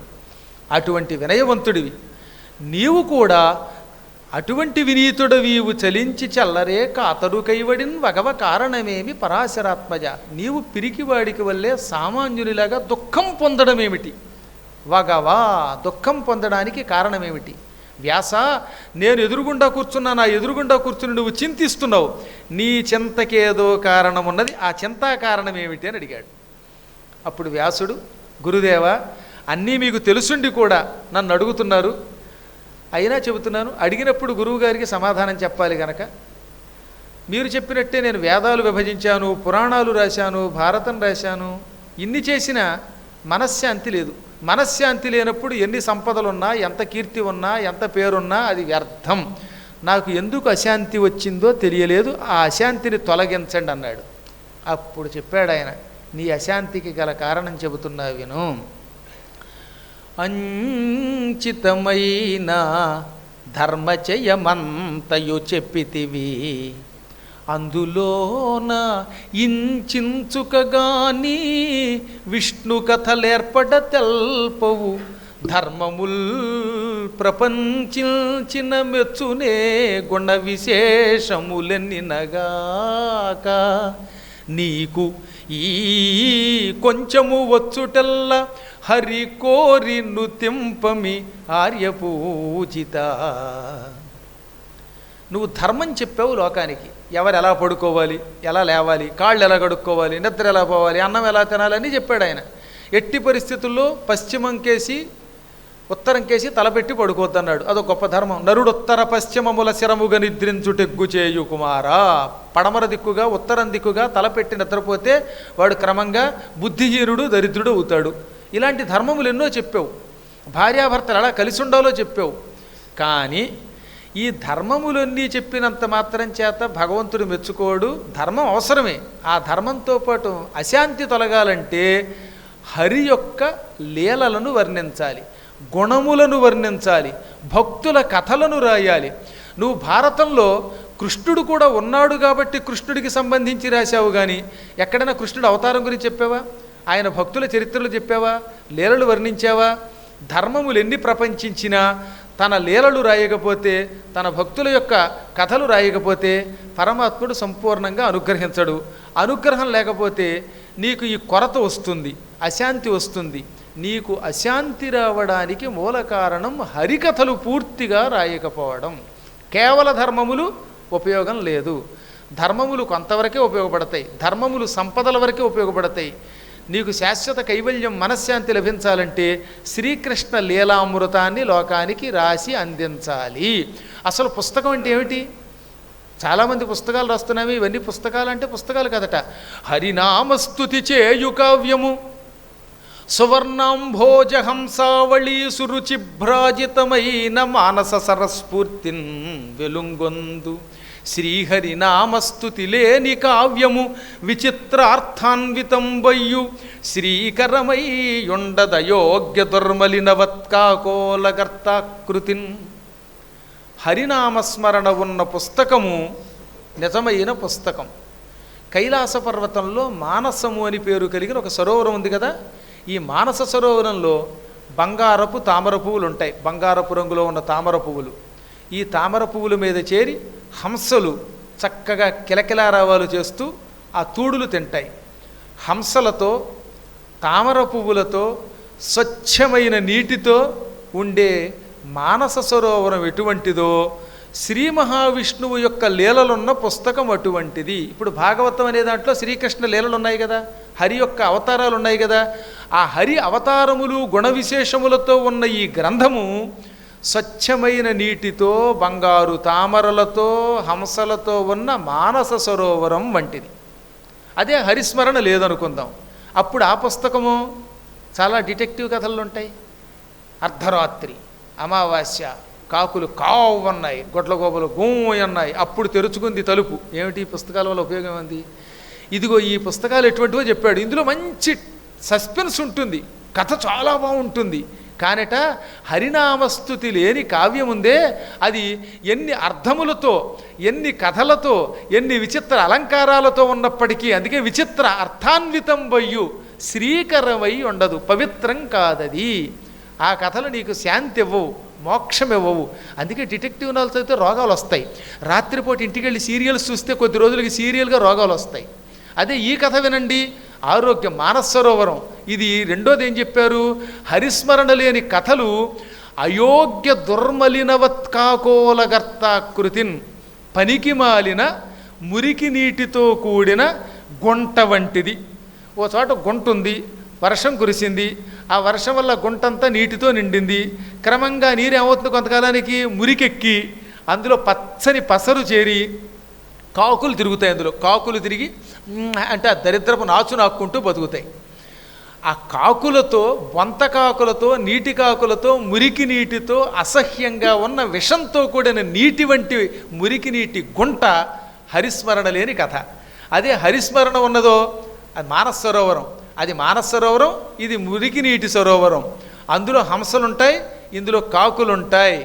అందులో బంగారపు తామర పువ్వులు ఉంటాయి, ఇందులో నాచు, బురద, చెత్త, చెదారం ఉంటాయి. కాబట్టి హరిస్మరణ ఉన్న కథలు రాయడం అని హరిస్మరణ లేని మురికినీటి గుంటల తోలికి ఎందుకు వెళ్ళడం? అదే నీకు కొరత రావడానికి మూల కారణం. కావ్యం యొక్క నిర్వచనం ఇది. అనగానే వ్యాసుడు కూడా ఒక చిన్న అనుమానం వెలిపించాడుండో ఇక్కడ. ఏమండి, భాగవతం లాంటివి రాస్తే చాలా మంచిది, అవే గ్రంథం అంటున్నావు. శ్రీ మహావిష్ణువు లీలలు భాగవతం రాయడం అంటే మాటలా? భాగవతం రాయడానికి ఎంత పాండిత్యం కావాలి? పొరపాటున అపశబ్దములు వస్తేనో. అపశబ్దములు రాకుండా ఎవడన్నా రాయగలడా? కష్టం కదా. మరి ఎంత గొప్పవాడికైనా పొరపాటు రావచ్చు. కృష్ణ అనలేక కిష్ట అనొచ్చు, ఒక్కోసారి రామ అనలేక లామ అనొచ్చు. ఏమో ఏ పొరపాటు వస్తుందో తెలియదు. ఒకవేళ అపశబ్దం వస్తేనో అన్నాడు ఆయన. అంటే వ్యాసుడే భయపడితే ఇక మనం ఎంత? నేను మహాపండితుణ్ణి, నాకు అంతా వచ్చు అని ఎవడన్నా అనుకుంటే ఎంత తెలివి తక్కువవాడో ఆలోచించండి. వ్యాసుడు కూడా అపశబ్దములు వస్తే ఎలాగా అన్నాడు ఆయన. అప్పుడు నారదుడు ఏమన్నాడో తెలుసా? అపశబ్దంబుల గూడియున్ హరిచరిత్రాలాపముల్ సర్వపాప పరిత్యాగము చేయు కావున హరిన్ భావింపుచున్ పాడుచున్ తపముల్ చేయుచు జపముల్ చేయుచు వీనులన్ వినుచు అశ్రాంతంబు చింతింపుచున్ తపసుల్ సాధులు ధన్యులౌదురు గదా తత్వజ్ఞ చింతింపుమా. వ్యాస మహర్షి, అపశబ్దాలు వస్తే మాత్రం పురాణమే కదయ్యా. నీ భక్తి కావాలి కానీ భగవంతుడికి భాష కావాలా? అపశబ్దాలు ఒకవేళ వచ్చినా హరిచరిత్ర చెప్పడము రాయడము మానవుల్ని తరింపచేస్తుంది. అంటే అందులో ఆయనకి ఒకవేళ దోషం వచ్చినా ఆ దోషానికి బాధపడ్డు, పట్టించుకోడు, నా కథ రాశాడు చాలు అని అనుగ్రహిస్తాడు. గోవిందా లేక గోయిందా అంటలే చాలామంది, నిజానికి గోవిందా అనాలి. అయినా సరే ఏడుకొండలవాడ వెంకటరమణ గోయిందా గోయిందా అంటే నాకు చెవులకు ఒక్కోసారి కర్ణకఠోరంగా వినబడేది. ఆయనకి వినపడదట పాపం. గోయిందా అన్న గోవిందా అంటాడు పాపం ఆయన. పోన్లే ఎలా పలికినా వాడు ఆ ఉద్దేశ్యంతో ఉన్నాడు, భక్తితో ఉన్నాడు అనుకుంటాడు. అదే ఇక్కడ చెప్పాడు నారదుడు. నాయనా, అపశబ్దములు ఉన్నప్పటికీ నువ్వు హరిచత్తే రాయి చెప్పు, ఆయన సంతోషిస్తాడు, సకల పాపాలు తొలగుతాయి. ఆయనకి పాప పరిత్యాగం చేసే ఊహ ఉన్నది. పోన్లే గోయిందా అన్నా వీడి పాపాలు తొలగిద్దాం అంటట. అందుకనే మహాత్ములు ఏం చేస్తారు? హరి యొక్క కథలు చెబుతారు, హరినామస్మరణ చేస్తారు, జపం చేస్తారు, నిరంతరం లోపల ఆయన్ని తలుచుకుంటారు. ఇలా తలుచుకుని తపస్సులు జ్ఞానులు ఎంతోమంది మోక్షం పొందుతున్నారు. తత్వజ్ఞ, ఆలోచించు. నువ్వు భాష గురించి ఆలోచించకు, భావం గురించి ఆలోచించు, భక్తితో రాయి. ఇప్పుడు అసలు రహస్యం చెబుతున్నా విను. నేను కూడా పూర్వజన్మలో ఎందుకు పనికిరాను ఒక దాసీపుత్రుడిని అన్నాడు ఆయన. ఆ దాసీపుత్రుడిగా నారదుని కథ అద్భుతంగా ఉంటుంది. భాగవతం మొదటి రోజు అప్పుడే ప్రారంభమైంది. రేపు 6:30 అంటే 6:30కే సరిగ్గా ప్రారంభించి ప్రతిరోజు 6:30 నుంచి 8:30 దాకా వినడానికి సంసిద్ధంగా రండి. ఎందుకు ఈ మాట అంటున్నానంటే 8:30 దాకా కూర్చోవాలంటే కొంత కడుపులో ఏదో ఒకటి పడకుండా ఈ కలికాలంలో వాళ్ళు రాలేకపోతున్నారు. 8 దాటాక కొంచెం కడుపులో వాయు ప్రకోచనం వల్ల కొంచెం బయటికి వెళ్ళాల్సిన పరిస్థితి రాకుండా ఏదో ఎక్కువ వద్దుగానే ఒక డజన్ ఇడ్లీ తిని నెయ్యి వేసుకుని చట్నీ వేసుకుని వస్తే మంచినీళ్ళు పుచ్చుకుని అప్పుడు 8:30 అయినా సరే పర్వాలేదు ఇంటికి వెళ్ళచ్చు అనిపిస్తుంది.